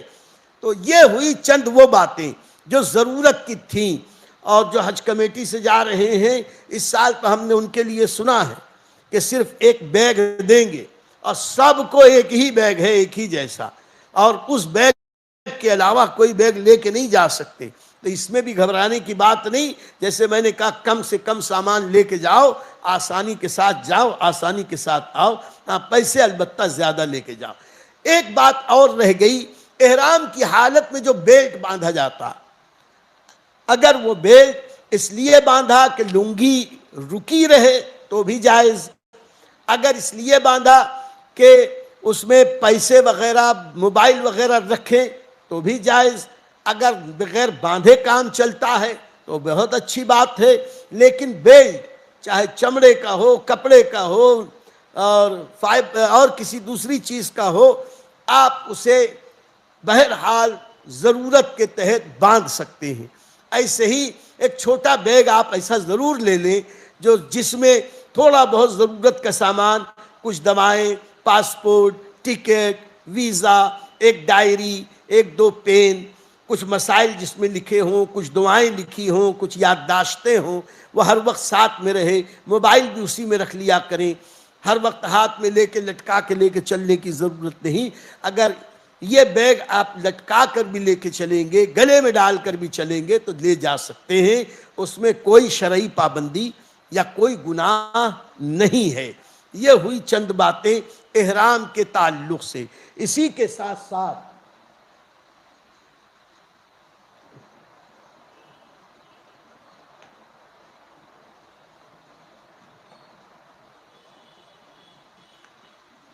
اب جب یہاں سے سفر کے لیے جانا ہو تو اس بات کا خیال رکھیں کہ جانے سے پہلے جس کا لین دین ہو کلیئر کر لیں۔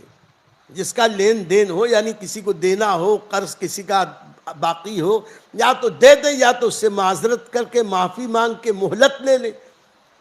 ہلکے پھلکے ہو کے جائیں، توبہ کر کے جائیں، اور جاتے وقت اپنی جان، مال، عزت، آبرو، بال بچے، کاروبار سب اللہ کے حوالے کر دیں۔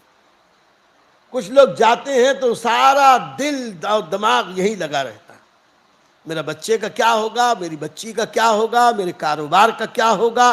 اور اب تو یہ موبائل مہاشے آ گئے ہیں، روزانہ وہاں سے آج کیا بھاؤ کھلا، آج کیا بھاؤ کھلا، آج کتنا دھندا ہوا، آج کتنی گراکی تھی۔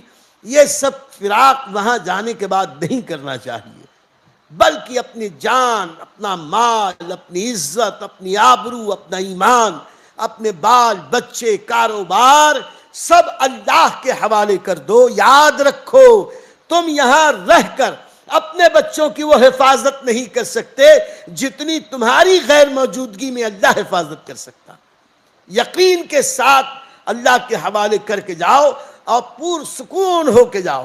وہاں جا کے روزانہ موبائل پہ بات کر کر کے ابا کیسے ہو، امی کیسی ہو، بیٹا کیسے ہو، بیٹی کیسی ہو، یہ سب اچھی بات نہیں۔ ہم نہیں کہتے کہ ناجائز و حرام ہے، لیکن ان سب میں زیادہ وقت لگانے کی بجائے زیادہ سے زیادہ وقت ذکر و اذکار میں لگاؤ، نماز اور عبادت میں لگاؤ، مکے میں ہو تو طواف میں لگاؤ۔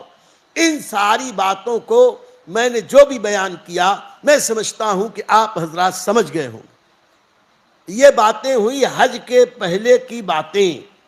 کل انشاءاللہ ہم بات شروع کریں گے کہ حج کرنے کے لیے جب ہم نکلیں گے تو کیسے نکلیں گے، کیا کریں گے، کیا کیا کرنا ہے، احرام کیسے باندھیں گے، کون سی نمازیں کب کیسے پڑھیں گے، انشاءاللہ یہ باتیں کل۔ میں سمجھتا ہوں کہ جو کچھ میں عرض کر سکا آپ کی بات سمجھ میں سب آ گئی ہوں، اور اگر اب بھی اس تعلق سے کسی کو کوئی بات پوچھنی ہو آپ پوچھیں، انشاءاللہ آپ کو یہ فقیر جواب دے گا۔ کسی کچھ پوچھنا ہو تو پوچھیے۔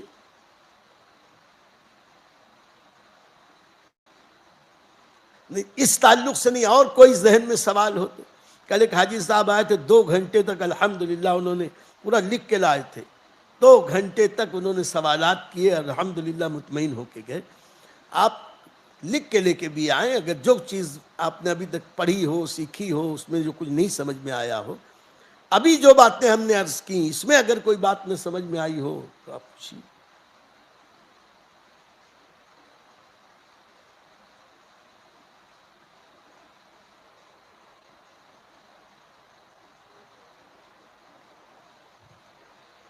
چلیے 2-3 منٹ 5 منٹ میں اور کچھ باتیں عرض کر دوں۔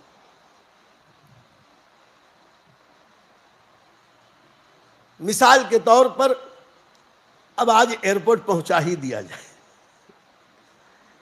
آپ کو جب یہاں سے سفر کے لیے جانا ہو تو سفر کے لیے جب جانا ہو تو ظاہر سی بات ہے، آپ سب تو بہت سفر کرتے رہتے رہے، اب تو زیادہ تر لوگ پڑھے لکھے لوگ ہیں، کاغذی کارروائی کیا ضرورت کا سامان ہے، کیسی پیکنگ وغیرہ کرنی ہے، سب تو آپ کر لیں۔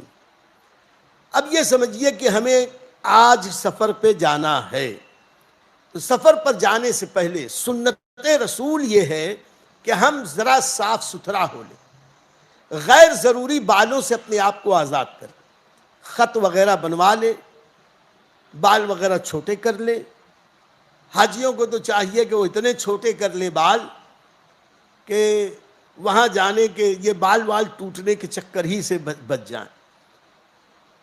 تو بغل وغیرہ کے بال صاف کر لے، منہ زینہار صاف کر لے اور نہا دھو لے۔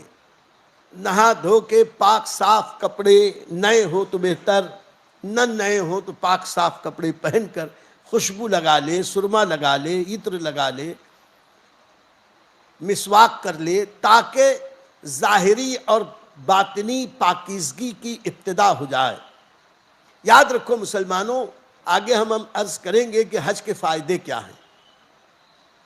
آج کچھ لوگ کہتے ہیں ارے بلا وجہ آپ تو خیر پہلے تو 1,00,000 2,00,000 اب تو 7 لاکھ خرچہ، تو 7 لاکھ، یہ 7 لاکھ نہیں 7 کروڑ کا خرچ ہوتا اگر حج میں۔ حج کے بدلے میں جو ملتا ہے اگر وہ مل جائے تو میں کہتا ہوں کہ 70 کروڑ میں بھی سستا سودا، 70 کروڑ میں سستا سودا۔ اس لیے کہ حج کر کے جو بندہ واپس آتا ہے اور اگر اس کا حج اللہ قبول کر لے، حدیث پاک میں ہے کہ وہ گناہوں سے ایسا پاک ہو کے آتا ہے جیسے آج ہی وہ پیدا ہوا ہے، اس کے نامہ اعمال میں ایک بھی گناہ نہیں رہتے۔ اور یہی نہیں، ایک روایت میں ہے کہ حاجی خود تو جنتی ہو جاتا ہے، وہ جس کی سفارش کرتا ہے اللہ اس کو بھی جنتی بنا دیتا ہے۔ اس کے خاندان کے سینکڑوں لوگوں کو جن پر جہنم واجب ہو گئی، یہ سفارش کرتا ہے، اللہ اس حاجی کے صدقے میں خاندان کے جہنمیوں کو جنتی بنا دیتا ہے۔ تو 700 کروڑ میں بھی اگر مقبول حج مل جائے تو سستا سودا۔ تو پاکیزگی کے لیے ہم جاتے ہیں، بھیک مانگنے جاتے ہیں، تو جانے کے پہلے پہلے ہی ان باتوں کا خیال رکھنا چاہیے کہ ہم گناہ سے ابھی سے بچنے لگے، نمازوں کی پابندی کرنے لگے۔ ایک بات اور رہ گئی، عام طور پر ہمارے یہاں ایک مزاج ہے، جب حج کے لیے جانا ہوتا ہے تو دے دعوت لے دعوت، دے دعوت لے دعوت، اتنی دعوت کہ کبھی کبھی تو یہ لگتا ہے یہ دعوت دینے والے عداوت کر رہے ہیں۔ ارے زیادہ کھائیں گے تو بیمار پڑیں گے، اور کم کھا کے ذرا چاک کو چوبند ہو جائیں گے، اب بھوک برداشت کرنے کی ذرا عادت ہوگی تو حج میں آسانی ہوگی۔ لیکن دے دعوت لے دعوت، حاجیوں کو کہیں کہ ارے ذرا مسائل سیکھنے کے لیے آؤ، ارے حاجی صاحب کیا کریں، دعوت میں جانا ہے نا، وہ بھی تو ضروری ہے، یہ دعوت ضروری ہے۔ سنت یہ ہے، غور سے سنیں، حج پر جو جانے والا ہو اس کے لیے سنت یہ ہے کہ وہ اپنے متعلقین کو دعوت دے۔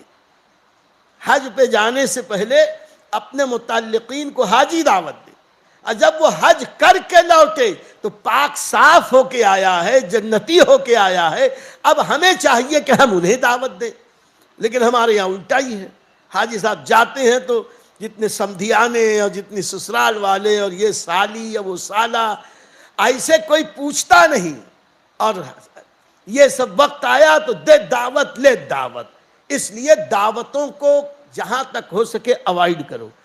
ٹھیک ہے آپ جائیں دعوت میں جائیں، لیکن پیٹ اپنا سمجھ کے کھائیں، یہ نہیں کہ یہ کھا وہ کھا، کھا کھا کے بیمار پڑ جائیں۔ دوسری چیز یہ کہ گناہوں کو بہت یاد کریں، روز توبہ کریں، دن رات توبہ کریں، رونی صورت بنائیں۔ ایک حدیث میں ہے کہ احرام کی حالت میں وہ شخص جو میلا کچیلا، پراگندہ بال، الجھے بکھرے بال دیکھ کے لگے بھکاری، منہ ٹیڑھا میڑھا، بھکاریوں جیسا عاجز ذلیل دکھائی دے، ایسا حاجی اللہ کو زیادہ پسند ہے۔ اور آج ہم دعوت کھا کھا کے یہ منہ پہ تاؤ دے کے ایسا مستنڈے بنے ہیں اور زیادہ سج سجا کے رہتے ہیں۔ اس لیے حج کے سفر میں اپنے آپ کو جہاں تک ہو سکے عاجز اور ذلیل سمجھ کر اللہ کی بارگاہ میں اپنے آپ کو تیار کریں. جانے والے دن صاف صفائی کر لیں, نہا دھو لیں. اگر نہانے دھونے کی فرصت نہ ملے تو وضو کر لیں تو بھی جائز ہے.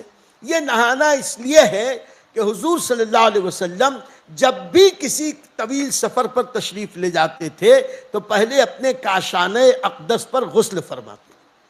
تو یہ سفر کی سنت ہے. تو یہ سفر کی سنت عام طور پہ اگر ہم نہیں ادا کر پاتے تو کم سے کم حج کے سفر میں کر لیں.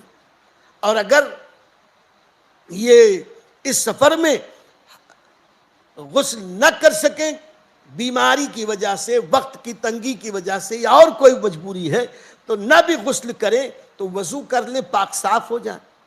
اب ہماری وہ بہنیں, ہماری وہ بیٹیاں جو حج کے لیے جا رہی ہیں, اگر وہ پاک صاف ہیں تو وہ بھی غسل کریں, اور اگر وہ غسل کی حالت میں نہیں ہیں تو انہیں بھی چاہیے کہ وہ ایسی حالت میں بھی حج کے لیے جا سکتی ہیں, وہ اپنے ہاتھ پاؤں کو وضو کی طرح دھو لے. ہم یہ نہیں کہتے کہ وضو کر لے, کیونکہ وہ وضو تو ہوگا نہیں. وضو تو پاکی ہو تو وضو ہوتا ہے. تو وضو کی طرح ہاتھ منہ دھو لے تاکہ لوگوں کو پتہ بھی نہ چلے کہ یہ معذور ہے. اس طریقے سے خواتین بھی ہاتھ منہ دھو لیں. خواتین اس حالت میں کہ وہ معذور ہوں, ناپاک ہوں, نماز نہیں پڑھ سکتی, لیکن ذکر و اذکار, دعا, درود یہ سب کر سکتی ہیں. انہیں پورے سفر میں ذکر و اذکار کرنا, درود پاک پڑھنا بلا کراہت جائز ہے, وہ کر سکتی ہے. ہاں, قرآن کی تلاوت نہیں کر سکتی اور ساتھ ہی ساتھ نماز نہیں پڑھ سکتی, طواف نہیں کر سکتی, حرم پاک میں مسجد میں داخل نہیں ہو سکتی. باقی اور ذکر و اذکار کرنا, صحن حرم میں جانا, وہ سب کی انہیں پوری اجازت ہے. تو اس طریقے سے ایک بات اور, ہماری بہنیں, ہماری بیٹیاں جو جا رہی ہیں, کچھ لوگ یہ پوچھتے ہیں کہ اگر ان دنوں میں وہ معذور ہو گئیں اور ماہواری شروع ہو گئی تو کیا کریں. اس سے بھی کوئی حج کے سفر یا ارکان میں کوئی کمی نہیں ہوتی. وہ جیسا کہ ابھی میں نے بتایا, وہ ہر وقت جیسے وضو کرتے ہیں وضو کرتی رہے, وضو جیسا ہاتھ منہ دھوتی رہیں, ذکر و اذکار کرتی رہیں, زبانی تسبیح پڑھتی رہیں, ہاتھ میں تسبیح ہے, وہ اس حال میں بھی مینا جا سکتی ہیں, مینا میں رہ سکتی ہیں, ذکر و اذکار کر سکتی ہیں. حج کے دن عرفات جانا ہے, وہ اسی حال میں عرفات جائیں گی, نماز نہیں پڑھیں گی. عرفات جائیں گی, دعا کرتی رہیں گی, درود پڑھتی رہیں گی, بھیک مانگتی رہیں گی, اللہ کی بارگاہ میں روتی رہیں گی. وہاں سے مزدلفہ آئیں گی, کنکری چن سکتی ہیں, مینا میں آ کے کنکری مار سکتی ہیں. یہ سارے اعمال اس عالم میں بھی اگر ہماری بہن بیٹی کرتی ہے, الحمدللہ الحمدللہ اس کا حج قبول ہے. یہ اللہ رب العزت کی رحمت ہے, تو کوئی ایسی پریشانی کی بات نہیں. لیکن بعض خواتین سوچتی ہیں کہ یہ بار بار موقع ملتا نہیں, ایسی حالت میں ہم ایسی دوائیں کھا لیں جس سے ہمارا پیریڈ آگے پیچھے ہو جائے اور ہم خاص طور سے حج کے دنوں میں اس سے بچ جائیں. تو ایسی صورت میں علماء فرماتے ہیں کہ لیڈی ڈاکٹر سے, تمہاری جو پرسنل ڈاکٹر ہے اس سے مشورہ لیں. اگر وہ اجازت دے تو ان کی اجازت سے, ان کی تجویز و تشخیص سے جو بھی دوائیں اگر وہ دیں, اگر ہماری بہن بیٹی وہ دوا کھائے اور اس کا پیریڈ آگے پیچھے ہو جائے تو وہ بہرحال پاک رہیں گی, پاک رہیں گی. اس لیے کہ اگر وہ پیریڈ شروع نہیں ہوا, لیٹ ہو گیا, تو الحمدللہ جب وہ پیریڈ شروع نہیں ہوا تو وہ پاک ہیں. لیکن اس کے لیے پابند نہیں کیا جا سکتا کہ نہیں یہ دوا کھائیں ہی. ہم کہہ رہے ہیں ڈاکٹر سے مشورہ لیں, وہ ڈاکٹر اجازت دے, کوئی اس کے بعد کھانا چاہے کھا سکتی ہیں, اور نہ کھانا چاہے نہ کھائے. حج کے دنوں میں بھی اگر وہ ایسی معذور ہے تو کوئی بات نہیں, اس کا حج ہوگا. بلکہ اگر 12 تاریخ تک جو طواف زیارت کا وقت ہے اس وقت تک وہ پاک نہ ہوئی اور 2 دن 3 دن 4 دن کے بعد پاک ہوئی, تو اس کو شریعت نے یہ رخصت دی ہے کہ وہ 12 کے بعد بھی جب بھی پاک ہوگی طواف رخصت جب بھی کرے گی اللہ قبول فرما لے. تو ہماری بہن بیٹیاں اگر یہ چیز استعمال کرنا چاہتی ہیں تو کریں۔ اب میں یہ عرض کرنا ہے کہ ایئرپورٹ جانا ہے تو پاک صاف ہو کے نہا دھو کے اپنے گھر میں پوری تیاری کرے، تیاری کر کے کوشش کرے کہ مکروہ وقت نہ ہو تو 4 رکعت نماز نفل ادا کرے۔ مکروہ وقت سے مراد یہ ہے فقہ حنفی کے مطابق صبح صادق کے شروع ہونے سے لے کر طلوع آفتاب تک صرف فجر کی سنت اور فرض یہی نماز پڑھی جا سکتی، باقی کوئی نفل نماز صبح صادق سے لے کر طلوع آفتاب تک پڑھنے کی اجازت نہیں ہے۔ امام اعظم ابو حنیفہ نے فتویٰ دیا۔ تو اس وقت میں اگر کسی کو نکلنا ہو تو گھر پہ یہ نماز پڑھنے کی ضرورت نہیں، صرف دعا کرے اور نکل جائے۔ یا زوال کے وقت یعنی ظہر کا وقت شروع ہونے سے 1 گھنٹہ پہلے، یہ جو وقت ہے اس میں بھی نفل نمازیں پڑھنے سے علماء نے منع کیا۔ اسی وقت ہمیں نکلنا ہے تو بھی ہم یہ نماز نہ پڑھیں گے، صرف دعا مانگیں گے۔ ایسے ہی آج کی عصر کی نماز اگر ہم نے ادا کر لی تو عصر کی نماز کے بعد یعنی فرض، عصر کی فرض پڑھ لی، اب غروب آفتاب تک کوئی نفل نماز نہیں پڑھ سکتے۔ تو یہ وقت، اس وقت میں بھی اگر ہمیں نکلنا ہو تو کوئی نفل نماز پڑھنے کی ضرورت نہیں، اس وقت صرف دعا کافی ہے۔ تو یہ اس کا خاص خیال رکھیں۔ تو عرض یہ کرنا ہے کہ اگر وقت مکروہ نہ ہو تو گھر سے نکلتے وقت 4 رکعت نماز نفل ادا کریں، اور ان 4 رکعتوں میں جو سورہ یاد ہو پڑھیں، اس کی اجازت ہے۔ البتہ اگر پہلی میں سورہ کافرون، دوسری میں سورہ اخلاص، تیسری میں سورہ فلق، چوتھی میں سورہ ناس پڑھیں، افضل ہے، لیکن ضروری نہیں ہے۔ جو سورہ یاد ہو آپ پڑھ سکتے ہیں، اور پڑھ کر اس وقت خوب دعا مانگیں۔ روایتوں میں آیا کہ یہ حج کا سفر شروع کرنے کا جو وقت ہے یہ خاص دعاؤں کی مقبولیت کا ہے، خاص دعائیں قبول ہوتی ہیں۔ ایسے میں فرمایا گیا کہ خوب دعائیں مانگیں، اپنے لیے، اپنے گھر بار کے لیے، بال بچوں کے لیے، خاص طور سے اپنے ایمان کی حفاظت کے لیے، خاتمہ بالخیر کے لیے، پورے عالم کے مسلمانوں کے لیے خوب خوب دعائیں کریں۔ پھر اس کے بعد گھر سے نکلنے سے پہلے کچھ صدقہ کریں۔ یہ صدقہ یہی جو میں نے ابھی پہ کہا کہ گھر کے بچے بڑے، اپنے سے چھوٹے جو لوگ ہیں، سب کو جو کچھ بھی اپنی حیثیت کے مطابق کچھ پیسے دے دیے، تحفے دے دیے، بچے خوش ہو گئے۔ اب کچھ محلے پڑوس کے لوگ آ گئے، رشتہ دار آ گئے، اس میں کچھ ضرورت مند ہیں، کچھ غریب ہیں، چپکے سے مٹھی بند ان کو دے دیا۔ کوئی نہیں ملا تو جو گھر میں جو لوگ ہیں ان میں سے کسی کو دے دیا کہ یہ پیسہ فلاں مسجد میں دے دینا، یہ پیسہ فلاں محلے کے فلاں شخص کو دے دینا، یا فلاں عالم کو دے دینا، یہ فلاں مدرسے میں دے دینا، یہ ہو گیا صدقہ۔ پھر آپ بسم اللہ الرحمن الرحیم پڑھ کر گھر کے باہر نکلیں۔ گھر سے باہر نکلنے کے بعد آپ کو چاہیے کہ آپ سب سے پہلے محلے کی مسجد میں جائیں۔ محلے کی مسجد میں پہنچ کر وقت مکروہ نہ ہو تو 2 رکعت نماز نفل ادا کریں، وہاں بھی خوب دعائیں کریں، دعا کر کے باہر نکلیں۔ یہ صرف حج کے سفر کی سنت نہیں، نبی کریم صلی اللہ علیہ وسلم جب بھی سفر فرماتے تھے اپنے گھر والوں سے رخصت ہوتے، پھر بی بی فاطمہ زہرا رضی اللہ تعالی عنہا کے پاس تشریف لے جاتے۔ سب گھر والوں میں سب سے اخیر میں اپنی پاک بیٹی سے ملاقات کرتے تھے، ان سے زیادہ محبت تھی، اس لیے ان سے سب سے اخیر سے رخصت ہوتے۔ پھر وہاں سے نکلتے تو سرکار مسجد میں تشریف لے جاتے، مسجد میں نماز پڑھ کے دعا فرماتے، اور اپنے عمل سے بتا رہے تھے کہ بندے کو چاہیے کہ اپنے گھر والوں پیاروں سے زیادہ اپنے محلے کی مسجد سے پیار کرنا چاہیے۔ اور یہ محلے کی مسجد میں جانے کا حکم دیا، اس کا ایک بہت بڑا راز اس میں یہ بھی ہے کہ کچھ لوگ محلے کی مسجد کی اہمیت کو نہیں سمجھتے۔ ارے محلے کی جو مسجدیں یا دنیا کی مسجدیں ہیں یہ سب کعبے ہی کی بیٹیاں ہیں۔ جیسے ایک ماں کی چند بچے ماں کو چاروں طرف سے گھیر کر ماں ہی کی طرف رخ کیے رہتے ہیں، پوری دنیا کی مسجدوں کا رخ کعبے کی طرف ہے۔